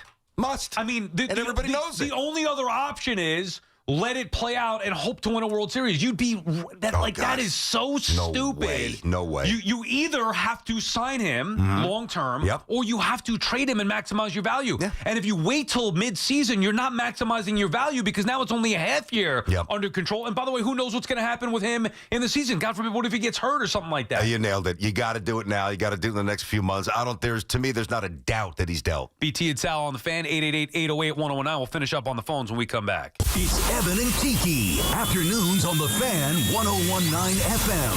When you give up 33 points in the fourth quarter, I don't care how good you are. You don't deserve to win. Listen to Evan and Tiki on demand on Apple Podcasts, Spotify, or wherever you get your podcasts. This is Andrew Perloff with an Odyssey Sports Minute sponsored by Chumba Casino, your online casino for plays, spins, and a chance to score. Must be 21 and over. Terms at ChumbaCasino.com. Bad news for the rest of the NFC. The Detroit Lions defense, even with injuries, punished the Buccaneers in a big win last night. Aiden Hutchinson clearly isn't feeling any effects of last year's knee injury and could be Defensive Player of the Year. We know the offense is amazing. If the D plays like this, the Lions are going far. I'm Andrew Perloff. Chumba Casino brings non-stop fun straight to your screen. Anytime, anywhere. Explore hundreds of games like slots, blackjack, and instant scratch-style cards. Sign up to unlock your free welcome bonus and daily login bonuses. And enjoy your chance at exciting prizes without spending a thing. Just click, play, and enjoy the ride. Sponsored by VGW Group. No purchase necessary. See terms at ChumbaCasino.com. Must be over 21 and present in a state where it's legal to play. Now that I'm a dad, I can't stop thinking about what would happen to my kids if something happened to me, like losing the house or not affording college. Yeah, that used to keep me up at night too. It's why I finally got life insurance from Ethos. It's 100% online. No medical exams, just a few health questions. I got $2 million in coverage for around $2 a day. I never realized it was that simple. Get your free quote at ethos.com/game. That's ethos.com/game. Rates may vary. Billed monthly. Sample rate 10-year term life policy for a 35-year-old healthy non-smoking male. Looking for the lowest price on name brand tires? Get to Town Fair Tire and get the guaranteed lowest price on any name brand tire. Nobody beats a Town Fair Tire deal. Nobody. Town Fair Tire. Hey, Tiki here. Imagine a world where all your smart devices work together seamlessly in one simple ecosystem. Introducing the Sloman's Shield Link. With Sloman's Shield Link, transform your home into a truly intelligent smart home experience. Control your lights, heating and cooling, door locks, cameras, TVs, just about anything in your home. Life is busy and daily stresses add up. But with Sloman's Shield Link, your home tech works in harmony, making life more convenient, safe, and enjoyable. Now imagine pulling into your driveway, and with one tap, your home welcomes you. Lights on, doors unlocked, only to hear your favorite music. A true smart home isn't just about gadgets. It's about comfort and security. With Sloman's Shield, enjoy a full integration of home security and automation, all at your fingertips. Make your life easier and your home a safer haven. Learn more at slomanshieldlink.com or call 1-800-ALARM-ME. Embrace the future of home living with Sloman's Shield Link. Kick off the new season in a Mercedes-Benz from Mercedes-Benz of Edison. Looking for an SUV with extra space and style? You'll find an impressive lineup of GLC, GLE, and GLS models in stock and ready for immediate delivery. Or take advantage of their exclusive loaner-to-owner program. Buy or lease a 2025 X-Loaner and enjoy the experience of a like-new Mercedes-Benz. Don't wait. Upgrade your drive this fall at Mercedes-Benz of Edison, the Tri-State's premier destination for luxury driving.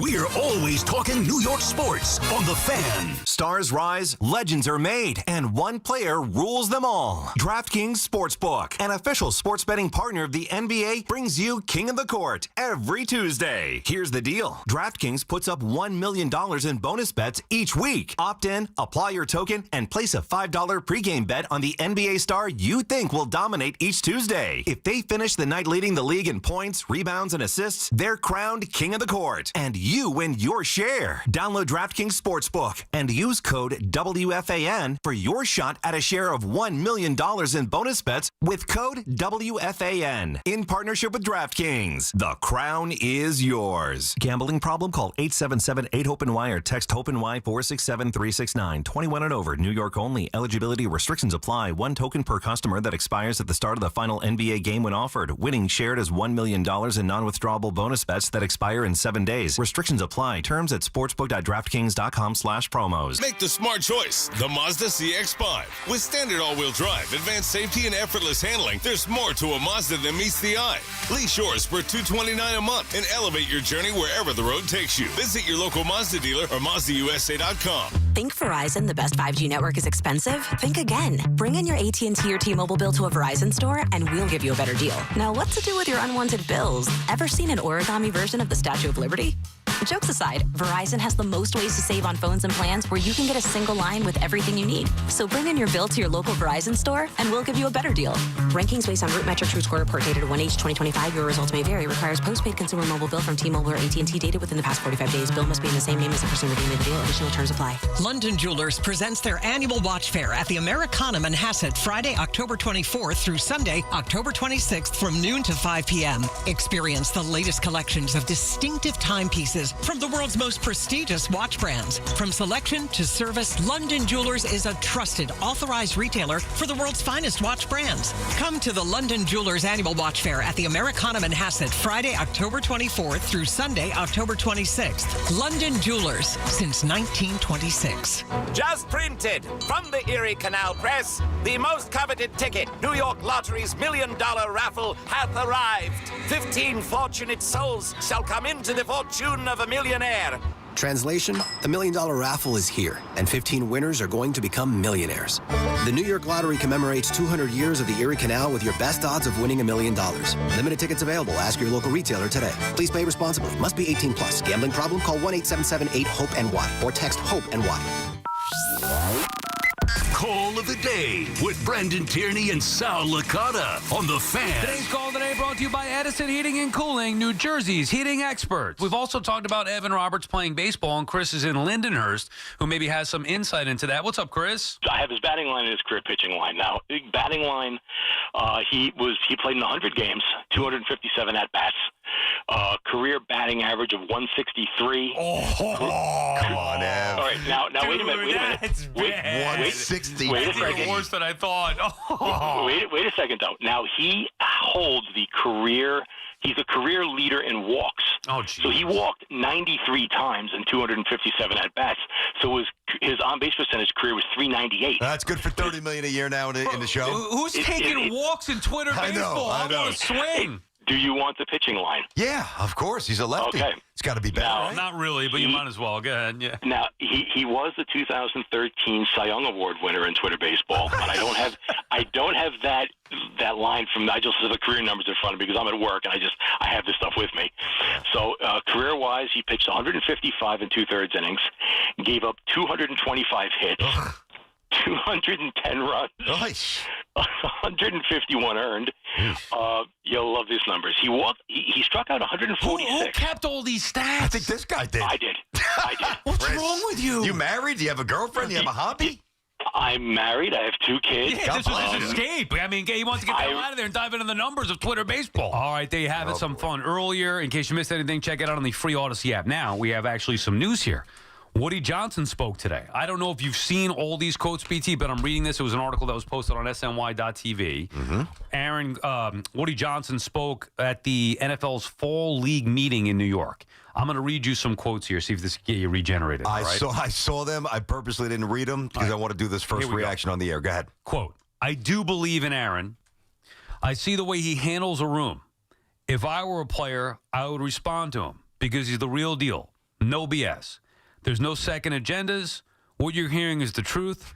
And a lot of times, players don't get the truth. They get a lot of gobbledygook. Oh, no. That's a quote. How did he start it? If I was a player? I do believe it, Aaron. Okay. Well, you're not a player. You're a jock sniffer. I see the way he handles a room. If I were a player, I would respond to him. A lot of times, players don't get the truth. They get a lot of gobbledygook. It continues. Johnson said he speaks to Glenn daily, communicates his faith by hugging him each day and telling him, keep the faith, man. Stay strong, brother. Keep the faith, man. Keep this the gets faith, better man. and better. It looks like this is what God. it looks like he's turning around parts of it. Come on. They didn't score a touchdown, Woody. I mean, come on. It looks like he's turning around parts of it. The defense has gotten better, so he's probably meaning that. The last God. 2 games, defense been good, so Here you that's go. been turned around. Here's more. So he's not wrong, to be fair to Woody. It's hard when you have a quarterback with the rating that he's got. Oh, God. Referencing Justin Fields' struggles. Back to the Madden ratings, remember that? He has the ability, but something is just not jiving. Yeah, he can't go to a second receiver. Woody is odd, dude. He's The a words that mess. he's just not jiving. But if you look at any head coach with a quarterback like that, you're going to see similar results across the league. You have to play consistently at that position, and that's what we're going to try to do. God save me from this nonsense. Please tell me it's over soon. There's a little bit more. With Jets standing at 0-7, Johnson told reporters that he sees what you see before he sees what you see to the reporters before adding, but I see more hope than you do. You can't win with hope, he added, but it helps. Oh, my God. Let's see. I think the defense special team's doing better. Defense pretty good. I'm going to take the high road here. Yeah. I'm going to take the high road today. Was there anything else that you wanted to get in there? Basically, they're going to name Tyrod Taylor. Johnson said it's completely up to the coach. I'm not going to be involved in any of that, talking about the quarterback decision. Yeah. That's what they're paid to do. It's what experts are doing. Yeah, I'm not going to be involved in any of the quarterback stuff except what I told Aaron Rodgers to get lost. But That'll be involved with. Yeah, and when you just badmouth the quarterback in all those quotes. Right, he just ripped Justin Fields. Now, did they announce, Rami, that it is going to be Tyrod Taylor? Rich Cimini announced that they're leaning towards it, but not official. I think that's the right move. For now, I would still go with Fields myself. Fields to me gives them a better chance to win just with his legs alone than Tyrod Taylor. But I understand, I can't pound the desk for Justin Fields. I don't think he's very good. It's a tough mountain to stand on. on. Here's what I can guarantee you: regardless of who's starting, I'm not watching on Sunday. There'll be plenty of the games to watch. Maybe it'll make the quadrant, and maybe I have to wait for a half to see before it's officially over. Dude, come on. All right, so listen, I'm going to take the high road as I started to say with Woody. I will take all those quotes. I heard them. I went through them in my mind. I will offer a state of the Woody address when it is time. It is not time at 1:52 going into week 8. There will be time. There will be time. I feel some regeneration from you. Listen, there's no regeneration. Jets are awful this year. You know it. No, I know, feel you know it. that I know it. I think you're inspired by the owner. No. And I'm going to actually start dissing the owner if this keeps up. I'm trying to be nice today. Don't pull me down that road. I'm actually trying to be really nice. Those big words. I'm trying to take the high road, Sal. Oh. Gobbledygook. Gobbledygook. It's like your grandma saying malarkey. Woody, get current, will you? Gobbledygook. Maybe I'm going to have to start ripping them now. Show's over. Woody, come on, man. Did you hear Beningo say yesterday, I want to sit down with Woody like he's going to meet him at the Bing or something? I want to sit down with Woody. Yeah, come on. Who are you bringing with you? Does he have a gun? What do you mean you want to sit down? Come on, you lunatic, Joe. Yeah, Joe, get that gobbledygook. Get that over to Woody. All right, that does it for us. Thanks to Dove. Thanks to Rami filling in for Hoff, who took off the